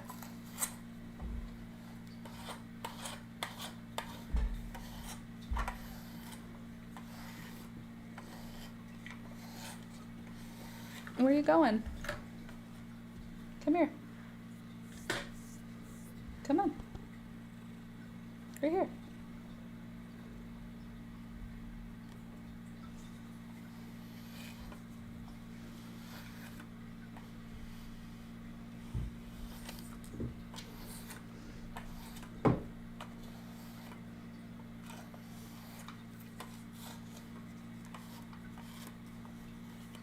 You gotta not move though while I'm brushing. If you hold still, I can do a better job.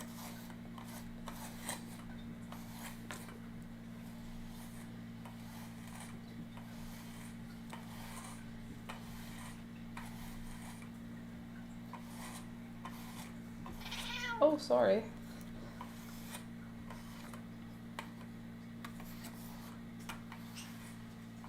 There. She's beautiful. You're so floofy, my baba. Yeah. There. Look. See? That's all made of you.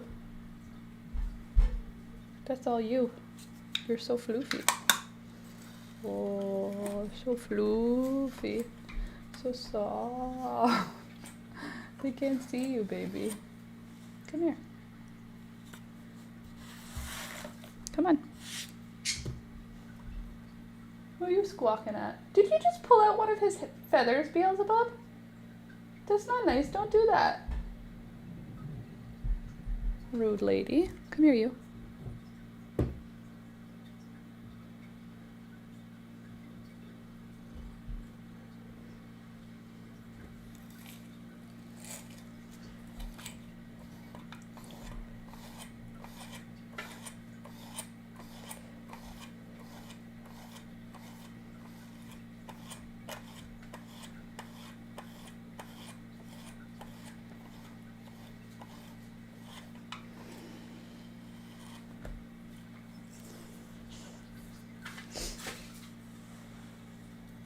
More things falling. Here.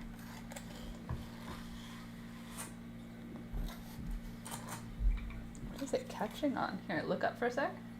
This. There you go. Good girl.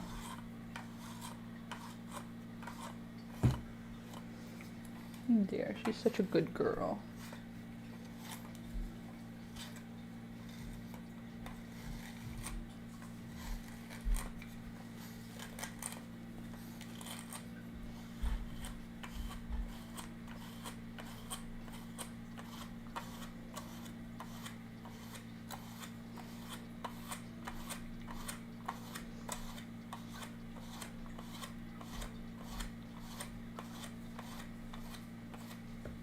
A lot of hair on your neck.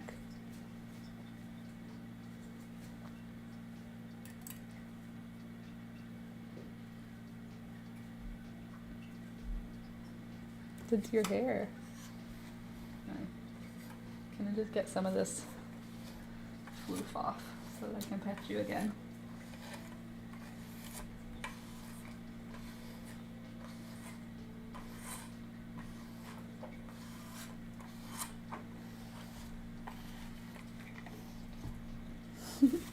You gonna bite the brush?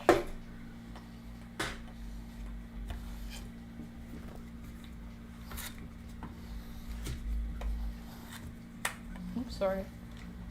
There you go. It's probably good, right? Look at all that hair.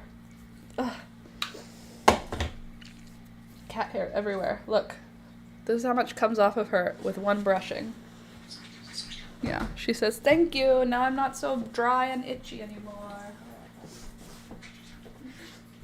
There is cat hair in my nose now.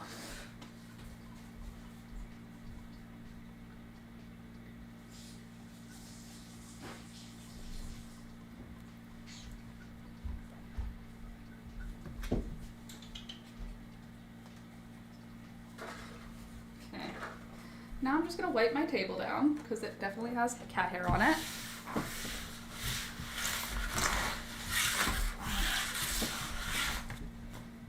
And I will be right back because I have to pee now. And you guys just go about your business. I'll be right back, okay?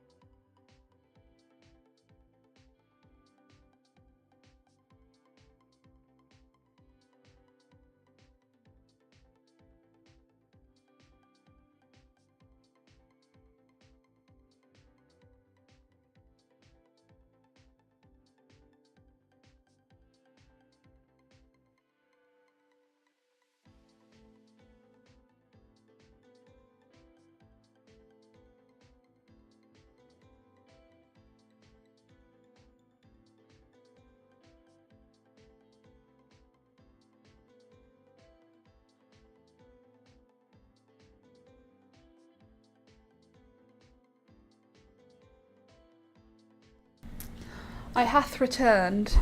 There we go. Let me see. Just wanted to lay in the sun and chew on a stick. Sounds like a puppy to me.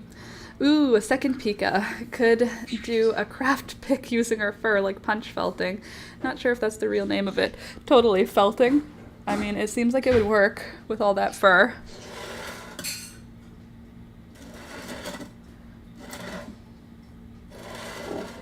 This one is getting so big. He's a big boy.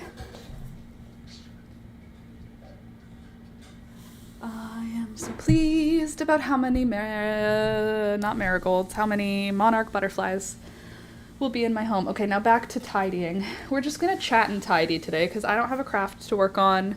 It's already 11, so I'm just gonna take my time here to put away all of my sewing equipment here. Make sure I didn't miss anything here. Nope. Guess what, Alex? Alex? Hello? What? A skunk was ripped in half in Julia's backyard. Where? In her backyard. Ripped in half? Yeah. Ew. 2 separate pieces and guts. Ew. Yeah, and big paw prints. I wonder what. I think it was probably Yaxon. You think so? Yeah, because there aren't coyotes. That's what I was thinking. I get that they are next to the wood. Okay, there could be coyotes in theory, but their backyard is super not, like, that coyote would have to make an intentional decision to go into a fenced backyard, which is so risky. Weird. Yeah. What are they doing? She doesn't know what to do, so I said to dig a hole and bury it, and then she said, but Indy will dig it up. Call the services for the city? And no, it's in their backyard. Yeah. Anyway, then I said dig a hole for the tree to bury the tree. Yeah. And just put the skunk underneath the tree. She said it stinks really, really, really, really, really, really awful. That sucks. Yeah. That's what happens when you rip them in half. Jeez. I know. She showed me. Oh my god. Mm-hmm. It was yucky. You know what isn't yucky? The smell of that soup you've got. When you take it to go eat it, can I have a sip? That's a yes, probably. Okay, we got lace now wrapped up. Then we got elastic. Actually, I could probably wrap it still on here also. One less thing to deal with. Anyway, I don't have anything to talk about or anything to do. Neither of those things are true. I have tons to talk about and tons to do, but like my organization of thought right now is low. Okay. So I'm going to be babysitting after the stream today, so I don't really need to be concerned too much about what I have to get done afterwards, because I won't be able to get it done anyway until after I'm done with babysitting. Which, by the way, don't know if you knew this about me, I like doing. Although Elizabeth is going to be tired, so she'll probably just go to sleep, which is a bummer. Unless she's just woken up from her nap when she arrives. I guess we'll see. At what point in her sleep are we at now? And then we get to either play or she goes to sleep. Whichever one comes first. This is bias tape, but I'm just wrapping it on the same cardboard so that I don't have to worry about it too much. Anyway, we ended up going to Niagara Falls on the weekend because Alex and I were already out in St. Catharines and Niagara Falls was just a few minutes farther. So have you checked out the city planters yet to see what's planted this year? No, I haven't. Why? Have you seen something exciting? I haven't seen what's planted this year yet in the city planters. Nothing that I've gone, ooh, I need to remember where that's planted so I can save seeds. Nothing did that to me yet. That being said, whomst is to say, whomst among us. You are a scrap. Hoopst, I say. Would be nice if a lot of marigolds for pounding. Oh, that would be nice. Yeah, because I definitely don't have the marigolds this year that I've had in the past. My marigolds they're okay. I'm getting some flowers, but I'm definitely not getting as many flowers as I would like to. So it would be nice if the city planters had some marigolds in them, so I would not have to be concerned about finding any. Some of these scraps are good scraps. And some of them are garbage. What I was saying before you went to the other room was when you go to take your soup, can I taste it first? Mm-hmm. He looked at me like this. Mm-hmm. Love you too. Mm-hmm.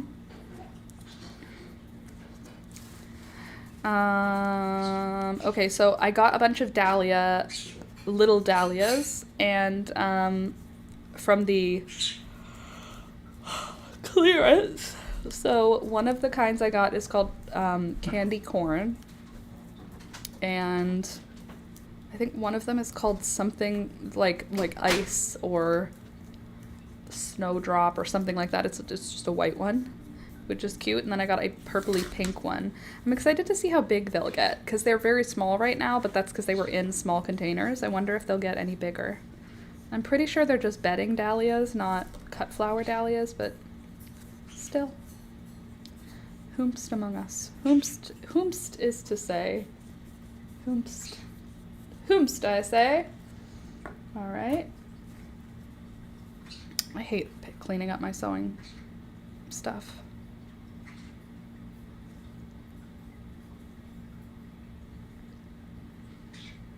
Huh. Anyway, Yeah, that would be ideal though, Candace, if the city decided to just do a bunch of marigolds. I doubt it. I feel like they usually have like lantana and lobelia and angelonia. At least in my city, those are things that I see a lot. Lots of lantana. Sometimes I have seen cleome, but it's a different variety of cleome. It's like a miniature variety, so it doesn't create seeds, which is very strange, but it does create way more flower heads. So that's interesting. Oh, lordy, lordy, lordy. All right, one more edge now. Tidied. We love when they're tidied up. So, what did you all get up to this weekend? Candace, you were sick. That sucks. I am glad I didn't see you then because I do not want to get sick. No, thank you. Anybody make anything cool? Or see anything cool? Have you guys ever heard of the Canadian National Exhibition? It's a Toronto-based thing that happens every year since like 1850 or something ridiculous, 18 something. It's definitely been going on for a very long time. Anyway, this year, a band that Alex and I usually go every single year to the CNE to see, they're not coming this year.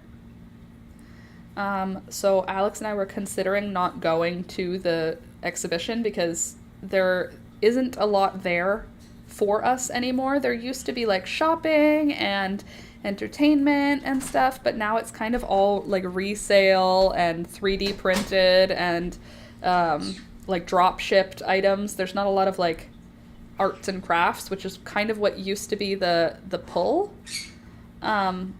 So since that's not available anymore, it removes a lot of the incentive for me to go because there's no small businesses to enjoy. There's no like activities. It's like there's a tiny carnival, but other than that, it's like, I don't know, I guess it's just for kids now. It used to be like a whole family event. And usually Mariana's Trench plays. Like for the last several years they've played, and they're one of my favorite bands, and they are Canadian and blah blah blah. But this year they are on tour, so they're not going to be playing at the CNE. So Alex and I were talking about not going, but then apparently Lupe Fiasco is going to be at the CNE. Don't know if you know who that is, but he's a let me think. What is he? Would you call Lupe Fiasco a singer or a rapper? A performer. Okay. Like, would you say he's R&B, or would you say he's... Sorry? Is he rap R&B? He's not pop. I mean, his hits were kind of pop. I guess his hits are kind of pop. Pop? Rop. Like 50 Cent? 50 Cent's a rapper. Commercial rapper? Okay, a commercial rapper. Okay, that's a way to put it.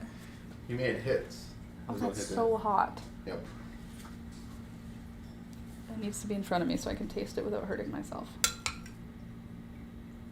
I want a noodle and a piece of chicken. Thank you so much.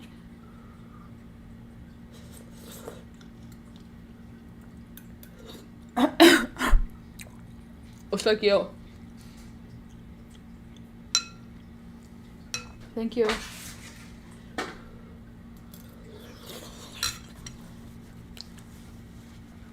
Oh, that's yummy. Spicy, but yummy. You slept hard, Candace said. From 3 a.m. till 6:30 p.m. That's a long day. Pardon me? Candace was sick. That's why she didn't reply.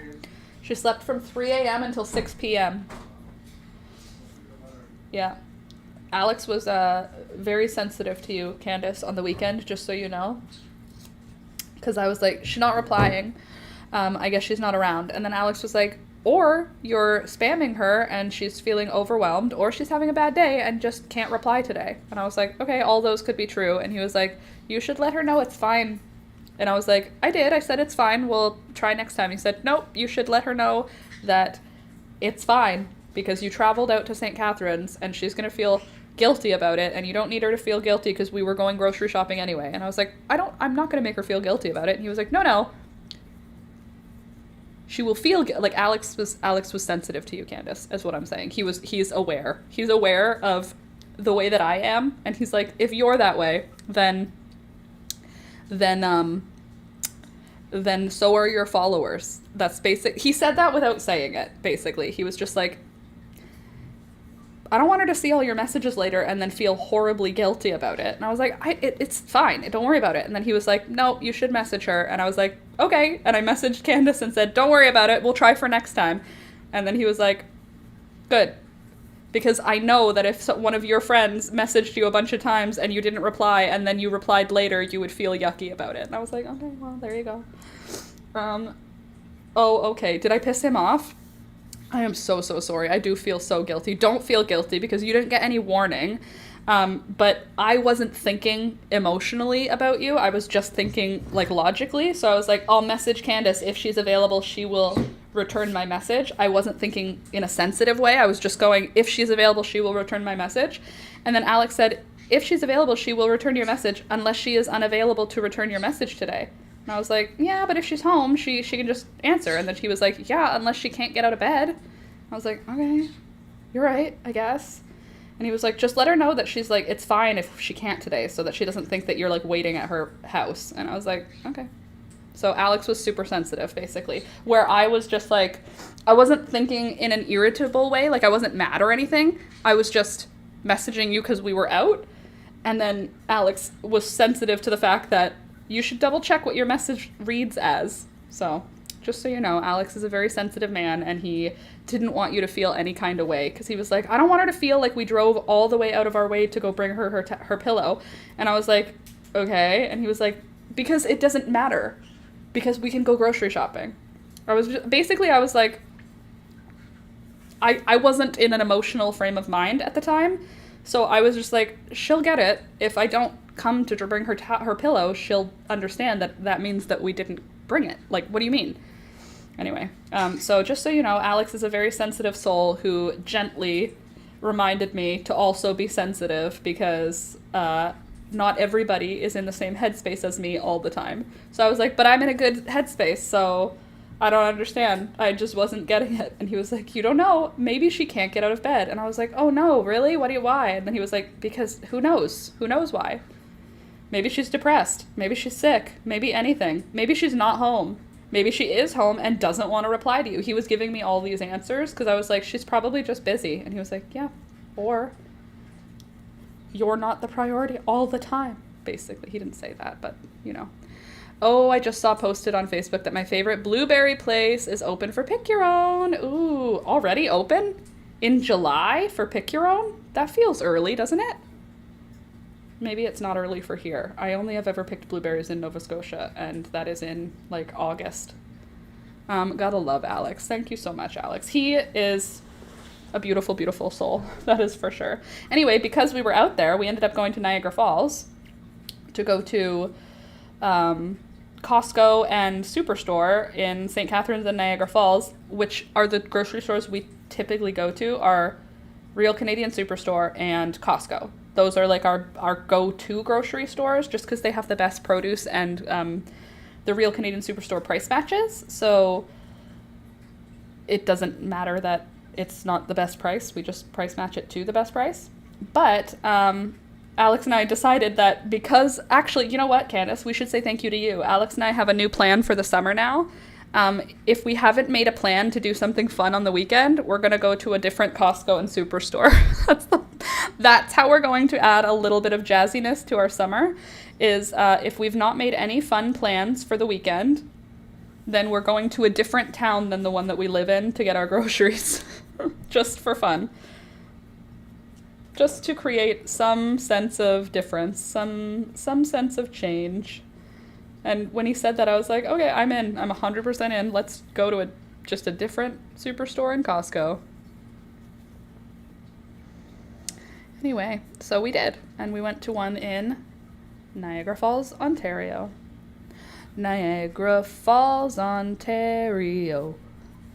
Should not have Marineland, though. and whatnot.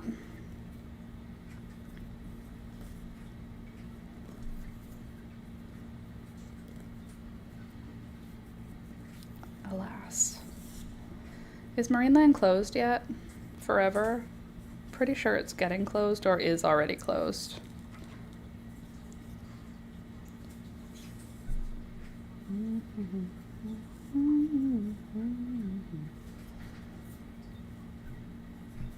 Now I want to eat that soup. That was yummy, yummy soup. Well, the one in my city is a business one. No cafeteria. Only the one in Niagara Falls has it. Oh, okay. Well, that's the one we went to because we did, in fact, have lunch. I had a hot dog and Alex had a pizza. And then we shared soda water with a little bit of Fanta. I'm pulling the edges off of this fabric so that it won't fray anymore than it already has.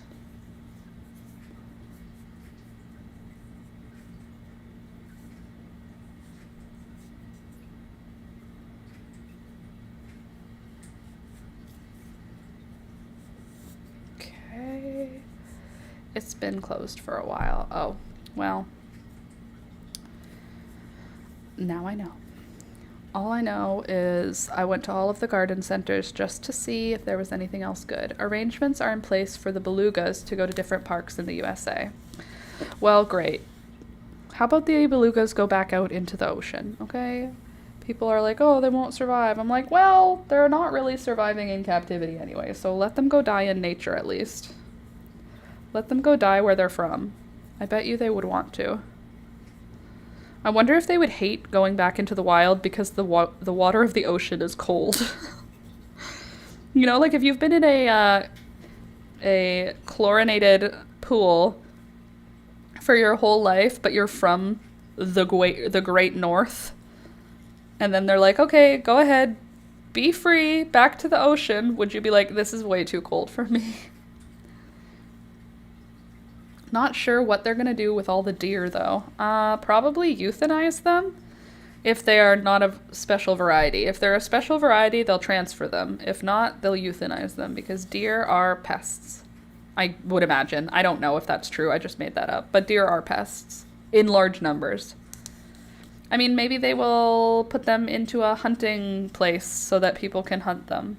Or maybe they'll go to a deer rescue if those exist. I doubt they exist. Who needs to rescue deer? There are so many of them. Why do they have deer at Marineland? What do we need deer for there?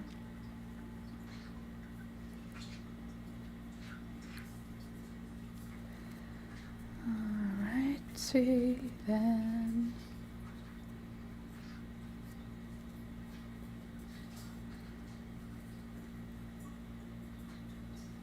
I'm just trying to get all of the frayed edges so that it will stop fraying. But then I keep finding new ones. And now I'm singing the Marineland theme song in my head. You can take your family for the day. You can watch the whales while they swim and play. And we know what you'll say when you leave here today. Everyone loves Marineland, except for the animals that live there. Oh, they're gonna separate all the belugas? Aren't they friends? Don't they know each other? You're just gonna separate them? Poor babies. What will they do? They'll be all alone. And they'll have to deal with American belugas. They'll be like, ugh, you guys have such different rules. Canadian belugas don't have guns. We don't have guns in Canada. Those poor belugas are gonna have to learn about conceal and carry. Cannot even imagine having concealed carry in Canada. That sounds crazy. That will literally never occur. Okay, I think we got all of the frays good and adjusted so that we won't have any more. No more frayed edges, please. Now we have a nice little garbage pile. Great. Hello, Peekaboo. How are you doing, madam? I'm currently doing something, but you're welcome to sit here while I do it. I just can't, like, pet you and love on you. Nope, go away. Not there. She's like, I'll just sit on top of these pins right here. These pins sound like a good spot for me to sit. I'm literally just gonna repeat the theme song. This one's dead. Not good anymore. This one, dead. Not good anymore. Garbage, garbage, garbage. Not garbage. You can take your family for the day. When is the next time to go camping? I think we should go camping again. I kind of want to go glamping again. That was a lot of fun. All right. More trim. Organized. This is my garbage scissors. More trim. Loop turner. Garbage. Garbage. Audio, audio, audio. I'm doing a garden tour, hopefully this evening. I think this evening is the plan. I was supposed to do it last night, but I didn't do it, so hopefully this evening is when I will do it instead. Sorry, Pika. New garden tour. I want to eat one of Alex's soups. I'm hungry now for a soup. Maybe I'll just eat my own soup. Okay. What video should I film this week? Should I do another sewing video, do you think? Or should I do a knitting or crochet video? There's that. These are little sleeves, garbage. How about you? Are you garbage? Maybe not. You can take your family for the day.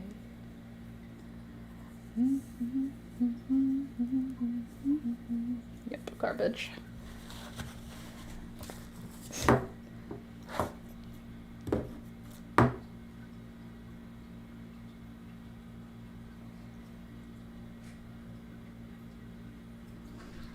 Yo, what flavor was that? That looked good. It was spicy chicken noodle. Chunky, Campbell's Chunky Spicy Chicken Noodle. That is his current preferred flavor.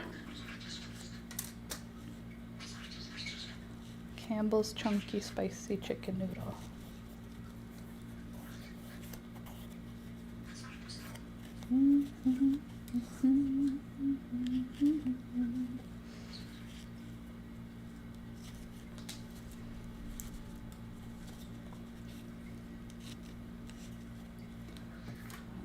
Garbage, garbage, garbage, garbage. Garbage, garbage, garbage. Sorry, Pika. She's like, what is happening? Okay, scissors, scissors. Pin. Garbage, garbage, garbage. Garbage. Oh, excuse me. But now I'm hungry and I want to eat. You've got to be kidding. You finally answered and I got a damn commercial playing over top. Well,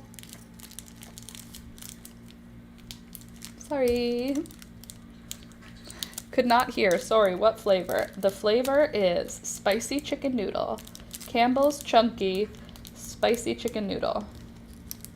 And we had to pay full price for it this weekend, which is obviously something I don't like doing when a can of soup is $3.50. Do you remember when cans of soup were 19 cents? Do you remember? Am I just a very old person who lives in a different world now? Because I remember when it was 29 cents a can for Campbell's soup. Paying $3.50 for a can of soup is literally sacrilegious in my humble opinion. I feel that it is against God to pay that much for soup. $3.50 for a can? That being said, Alex eats the exact same thing every single week, so I buy it on sale whenever I can, but the autism means that we need to have it in the house, which means that if it's not on sale, we still do have to buy it. So this was one of the first weeks ever that I've paid full price, because I usually find a price match. But not this time. And I was saying to Alex, as we were picking up the cans, I'm like, this is still cheaper than buying food anywhere. Like, to buy lunch, this is still cheaper than going out and buying lunch. But like, for soup, for a can of soup, you know, seems a bit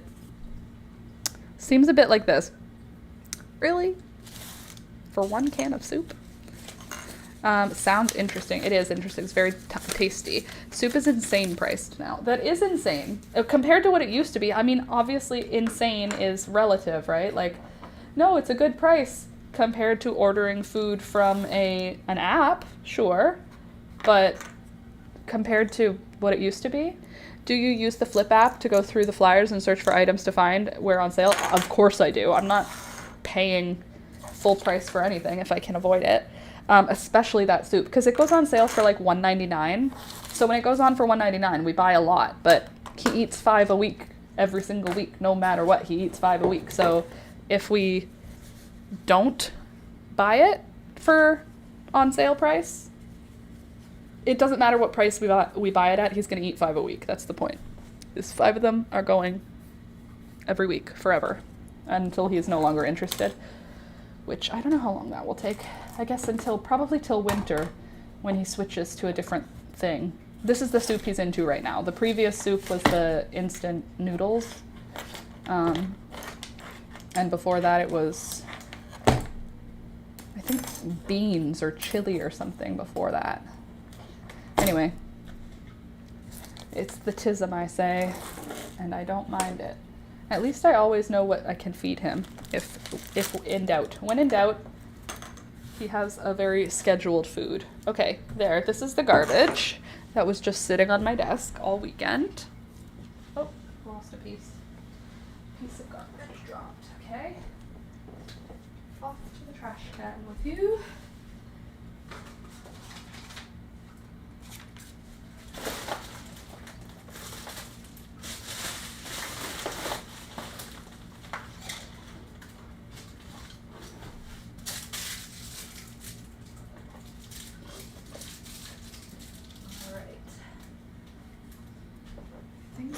All. Relax, computer. Nothing is happening to you. Oh my gosh, I forgot to take my pills yesterday and today. One sec, I need a coffee or a water. A cup of water. A cup of water.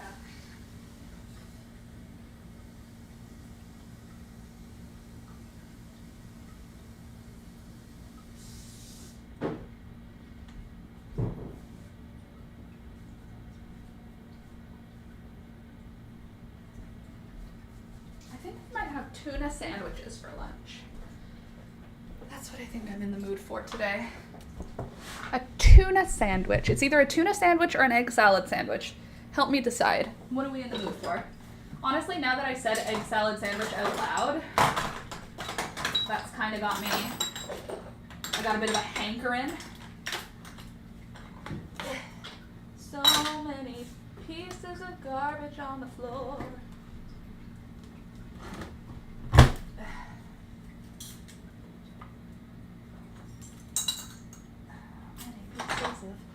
Garbage are on my floor. There's always so much garbage around. Okay. Question. What do we go for? Do we go for chicken or egg salad sandwich or tuna salad sandwich? That's the real question. At 11:30, let's do a quick triple check, see when my babysitting begins.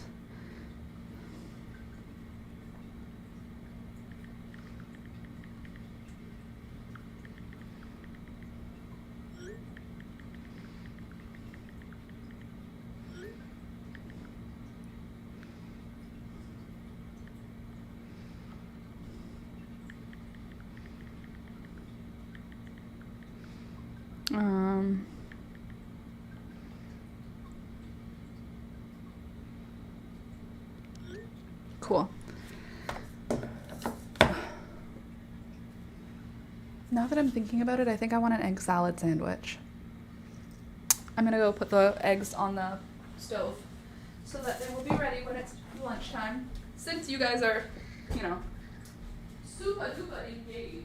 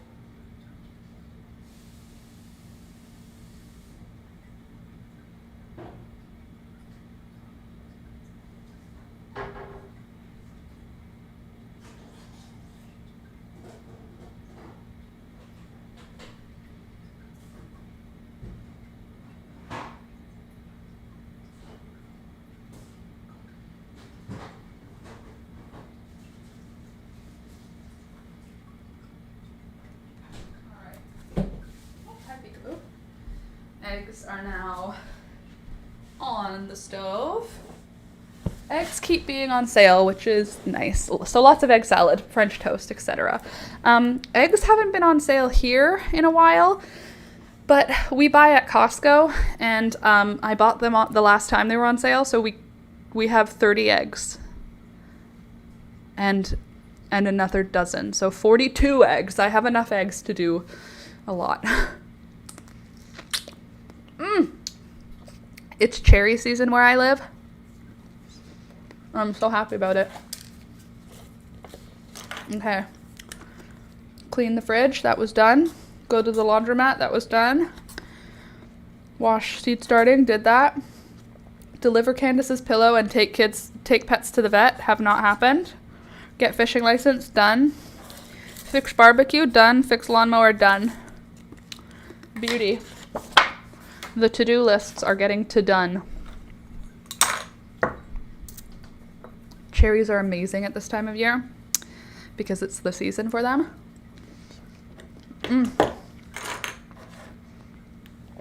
Rainier cherries. My preferred cherry.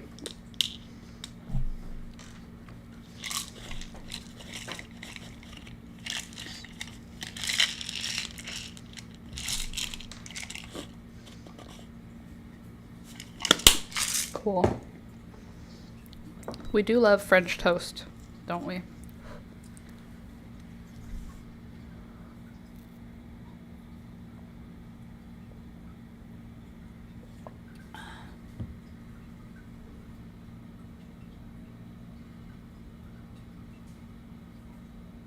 They're so hungry. They're just eating like mad. They just take a little break for a quick nap and then go back to eating. Aren't those red/white? Well, that's what I thought too, is that the Rainier ones were the pinky ones, but these were labeled Rainier. Maybe they were mislabeled. No, the bag that they're in says Rainier cherries. What are the red ones called then normally?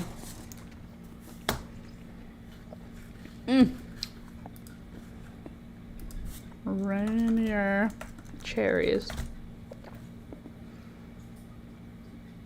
Yep, golden yellow skin.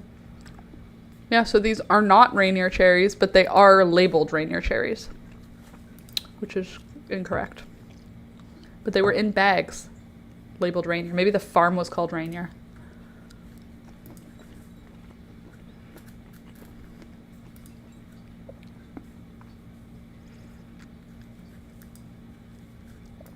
By the way, hi Twitch, hi Facebook, and hi YouTube, and hi Discord.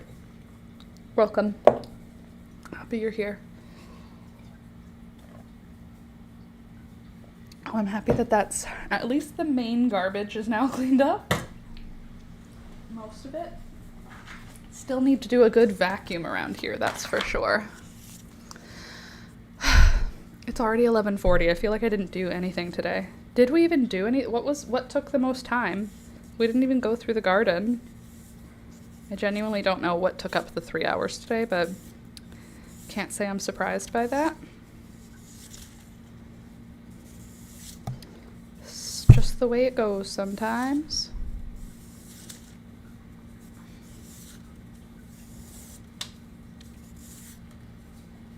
Also, yesterday I took a nap. Haven't taken a nap in a while. Felt amazing. Highly recommend. If you're an adult who has not taken a nap in a long time, you should give it a shot. Okay, no. Sorry, I'm hearing the stove, but I need to wait until I hear the bubbling. Baby butterflies and yeah, that's pretty much it. Baby butterflies. That's it. That's all we talked about today. Some days are more exciting than others, okay? I forgot. I wanted to check how long to hard boil an egg for a perfect medium boiled. Hard boiled, medium boiled time. Cook for 8 minutes. For a large fridge cold eggs dropped into boiling water, 8 minutes for jammy medium eggs. 10 to 12 minutes. Immediately plunge eggs into an ice bath. Well, I don't put cold eggs into boiling water. I put cold eggs into cold water and bring them up to a boil. Have I ruined my eggs? 8 minutes, 10 minutes, and 12 minutes. 8 minutes of boiling, though. So what I'll do, because I'm bringing mine up to a boil, is I'll do 8 minutes because they will be warming up from the fridge. And bada boom, bada bing.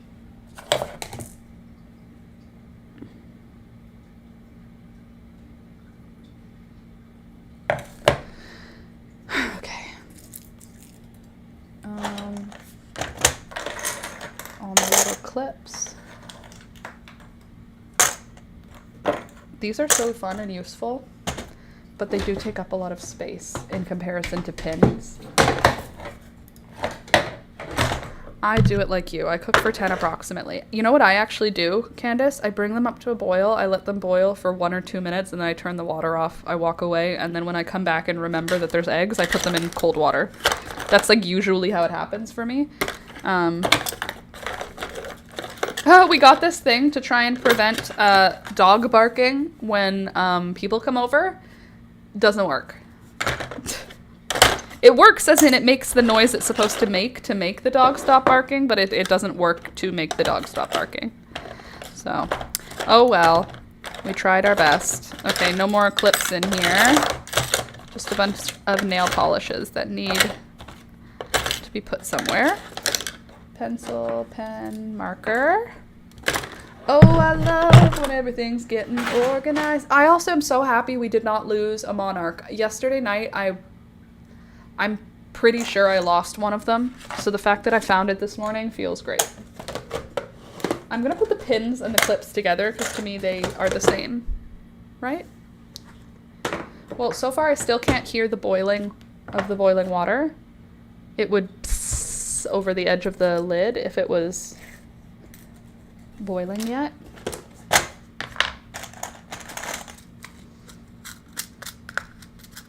And your 10 minutes, Candace, does that cover everything? Do they get like nice, good texture? I really, really, really hate overcooked hard-boiled eggs. I mean, who doesn't? Who wants an overcooked hard-boiled egg? You know when they start to get like green around the edge of the yolk because you cooked them too long? I would die. That is not what I want. Okay. Most of the pins have now been returned to their proper homes. Phone case returned to the phone. Pills taken. Paperwork organized. And crochet work. Cool. Sometimes it's nice to have like a not hardworking, useful, functional day, don't you think? Okay, let me see. What do we have here? Camping, wedding, summer jobs, deliver Candace's pillow. I'm glad I wrote it down in every single location. So that's cool.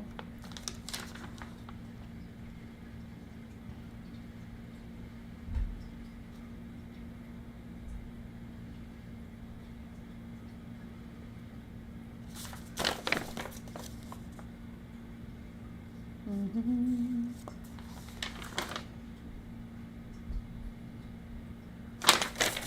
Okay.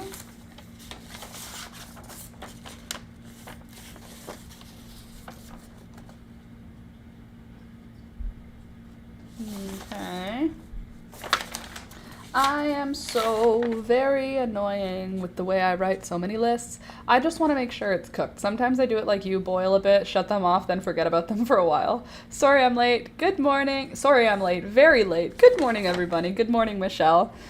I am tidying up my very messy desk and discovering that I write the same things down in lots of different locations, and it's super, super useful, super functional.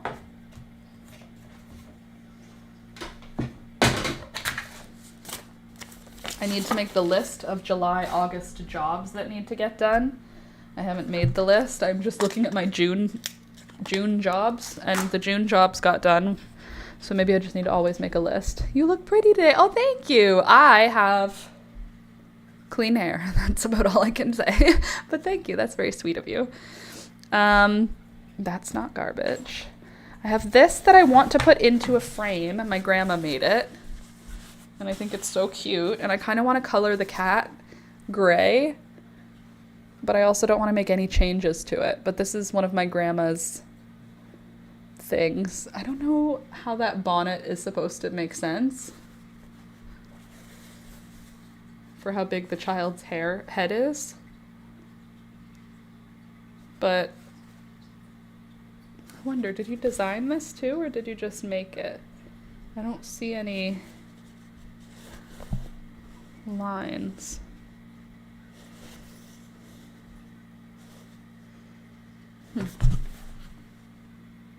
Unclear, but anyway, don't change. Aw.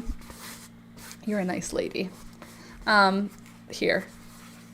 I have this. Oh, you say don't change it. I thought you meant don't change. Okay. Anyway, I miss those decors. Old Holly hobby motifs. Oh, well, this, as you can see, it says P. Petrie on it. Patricia Petrie. Laura Patricia. Laura Patricia Petrie. P. Petrie. Patricia Petrie. Her name is the middle of my name. Laura Patricia Petrie. Patricia and Petrie are right in the middle. So, anyway, I have to put it in a frame so that I can hang it up, so that I can have it displayed. Because it's not on stretchy fabric, so I won't wear it. I could put it on a tote bag. That's also an option, to have it be a tote bag. But I kind of want it to be hangable art so that I can keep it forever. Whereas a tote bag will get dirty and damaged over time. And since she is dead, this cannot be replaced, which makes me want to use it as a... Sorry, I'm seeing what she did. She did long and short stitches. This bitch knew what was up. Satin stitches, daisy stitches. My grandma knew. She knew what was up. She was an embroiderer. Anyway, I have to put that somewhere. I have to find somewhere to go. My mom's middle name is Patricia. And we share a birthday in another timeline, Candace. I tell you what, wall art. I agree, wall art is the right choice. And now that it's not too hot today, I can wear my engagement ring again. I've taken it off for the last heat wave, and then we're getting another heat wave tomorrow. Qu'est-ce que c'est? I'm smiling because you're my daughter, and I'm laughing because there's nothing you can do about it. Lol, happy birthday. With a picture of, essentially, Toby on the front. Is it Toby?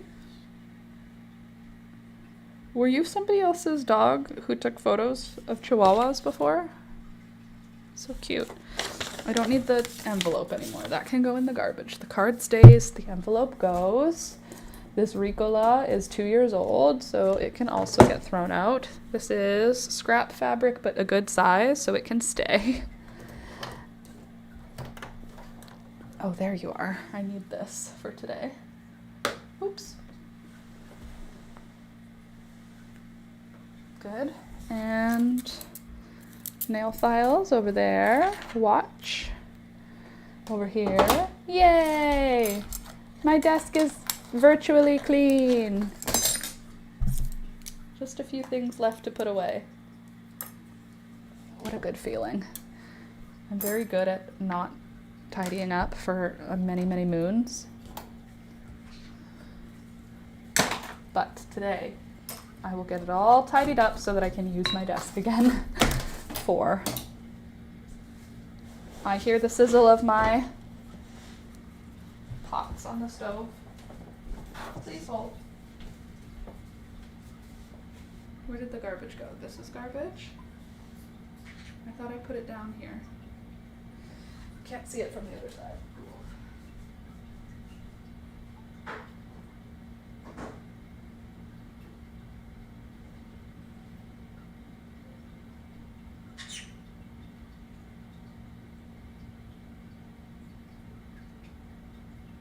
How many minutes do you think it's been since I put on the eggs? A few minutes? Many minutes? I guess I could look at when your message sent, Candace, because you said I do the same thing. Maybe 8 then. So when was that one sent? Give me the info. Channel activity, message, nope. Why are you not telling me what time the message is at? Dang it, I can't find that out without help. Hold on a sec, everybody. I'll be right back. I feel like it's probably been 8 minutes. But who's to say? So here's what I'll do. I'll turn the heat off, and we can leave it there. Let's grab all my scissors. Put them back in their scissors home. Put all these jewelry, hair, makeup things into their zone, where they're supposed to go. Anything else that shouldn't belong? No? Good. Scissors? Good. Hair and makeup? Good. Audio equipment for later, not for now. Who are you talking to like that, Beelzebub? Hmm?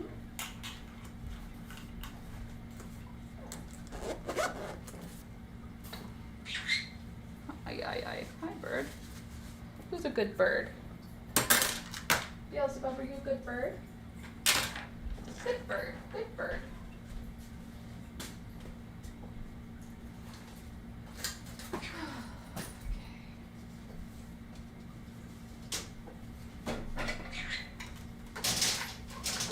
Are you saying Gary, Gary, Gary, Gary, Gary, Gary, Gary? Is that what you're saying, Beelzebub? Okay.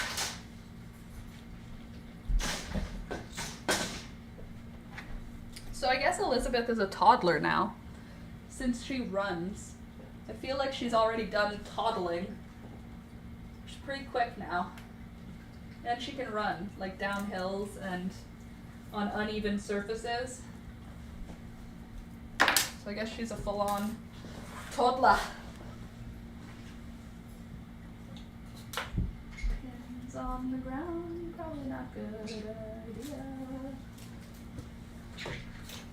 Where are you, Poe? Oh, you're over here still. Okay, good. I thought I lost you. There. Whew. Nailed it. 11:51. Still a few minutes left. And everything is more or less, somewhat, mostly tidy. Oh, good. Now I can do work today because I have a tidied up space. Do you find it difficult to work when your space is super messy? Because I definitely do. All right. Can't believe she is running. It seems like she was a baby lying on your floor just a bit ago. I know! It's wild. She's very, she grows fast, that's for sure. She's a quick growing, fast acting, fancy lady.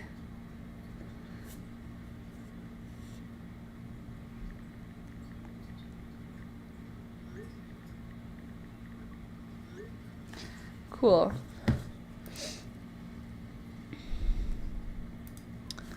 Beautiful. 11:52. Super. It's had to have been at least 10 minutes now. So I'm going to put it into cold water.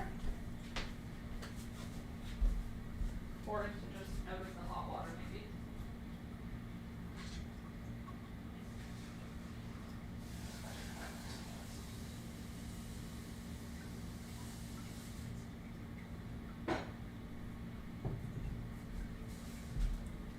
maybe. The smell of vinegar cooking.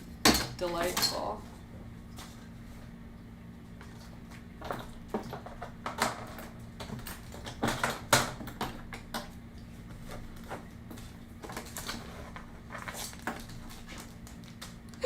Excuse me.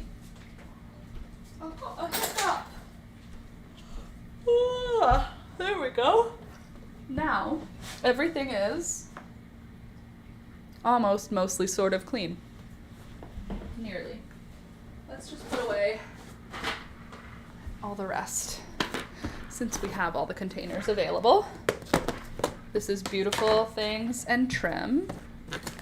So the trim and the beautiful things can go in here.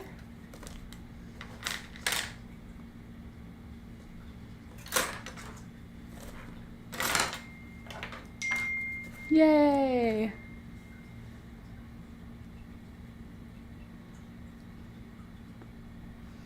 Okay. Sorry, didn't see your message. She has eaten. She will probably fall asleep on the way over. She has not napped yet. We're gonna leave soon. Just making bread. Cool. So, Elizabeth will come soon. Vinegar? I thought you were boiling eggs. Yes, but I add vinegar to the water so that they peel easier. At least that's what I think it does. I don't know if that's real or if it's just me, but I put like a hard glug of vinegar in the boiling water, or in the water with the eggs, and I believe it helps with the peeling. Again, that may be just a made up thing that I believe in my heart, but I do it every time. All my sewing stuff, which includes my darning egg, my measuring tape, and my loop turner. And then I'll put my pins in there, actually, I think. Right? Close, thank you, and thank you. You don't add a glug of vinegar to your... You go in here. To your hard-boiled eggs. I don't know. I'm not a doctor. Never have I ever. Oh, I add a big glug of vinegar whenever I make hard-boiled eggs into the water that they are boiling in.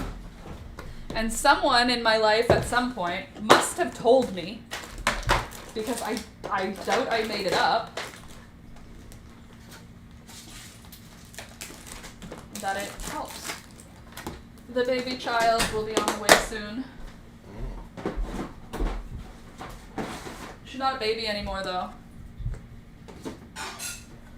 She's a toddler. 'Cause she toddles. There.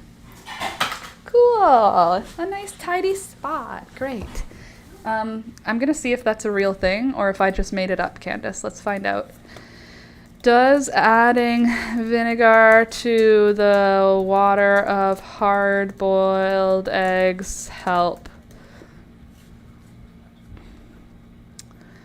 Prevents messy leaks if an egg cracks by making the shells slightly easier to peel. Stops egg leaks. Vinegar is highly acidic, which causes egg whites to coagulate and solidify much faster. If an eggshell accidentally cracks while boiling, the escaping egg white will hit acidic water and instantly harden, plugging the crack and preventing messy egg drop soup in your pot. Okay. Softens the shells. They're made of calcium. The acetic acid slightly breaks down the calcium, making the shells thinner, more brittle, and easier to fracture when you're ready to peel. No taste alteration. Adding a small amount of vinegar will not change the flavor of your eggs. However, adding too much can seep into the porous shells and leave a sour taste. A yummy sour taste. Add 1 tablespoon of white or apple cider vinegar per 4 cups of water. That is definitely less than what I add, let me tell you. While vinegar helps break down the shell, it is not a magic fix for very fresh eggs, which naturally stick to the membranes. Use old eggs. Hot start and an ice bath. I definitely didn't do a hot start ever. As I put them in cold water, I bang the rounded end to break the bubble so the cold water can get between the membrane and the egg, and it just peels so easy. All right, I'll go do that right now. Sorry, Gary. Sorry, B. Come here, baby. I didn't mean to scare you, sir. Poor Mr. Gary. He jumps when things make loud noises, doesn't he? Can I have a kiss? Mwah. Good boy. There you are. That's you. See, here's Gary's missing toe. And then here's Gary's pretty face. Oh, he's so pretty. Okay, go back to your chair. You did it! Good job, Gary.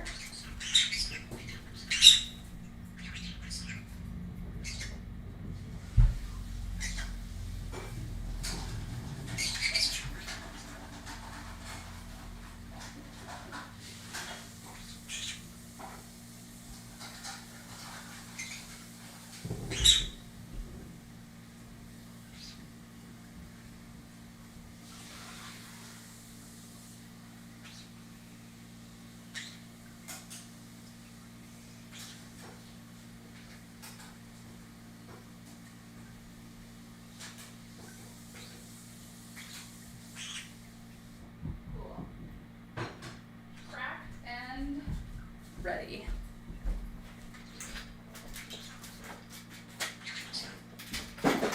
Lovely. Absolutely lovely. So she has not napped yet, which is sad because that means she's going to sleep the whole time. But that's okay. Guess what?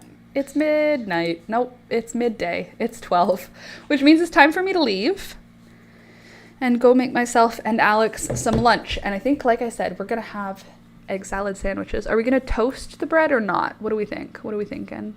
I think no. I think I want a soft bread. Maybe we toast one side? We'll see. We'll see when we get there. Anyway, I love you guys. I hope you had a good time hanging out with me today. If you did, don't forget to click the thumbs up button and come back on Wednesday for new content where I will have a new plan of something very fun and exciting for us to do. And I am working on a new video. It's not coming out this week, but I am working on it, so keep that in mind. Okay, love you guys. See you on Wednesday, right? Right. Bye. Thanks for being here. Subscribe, like, follow.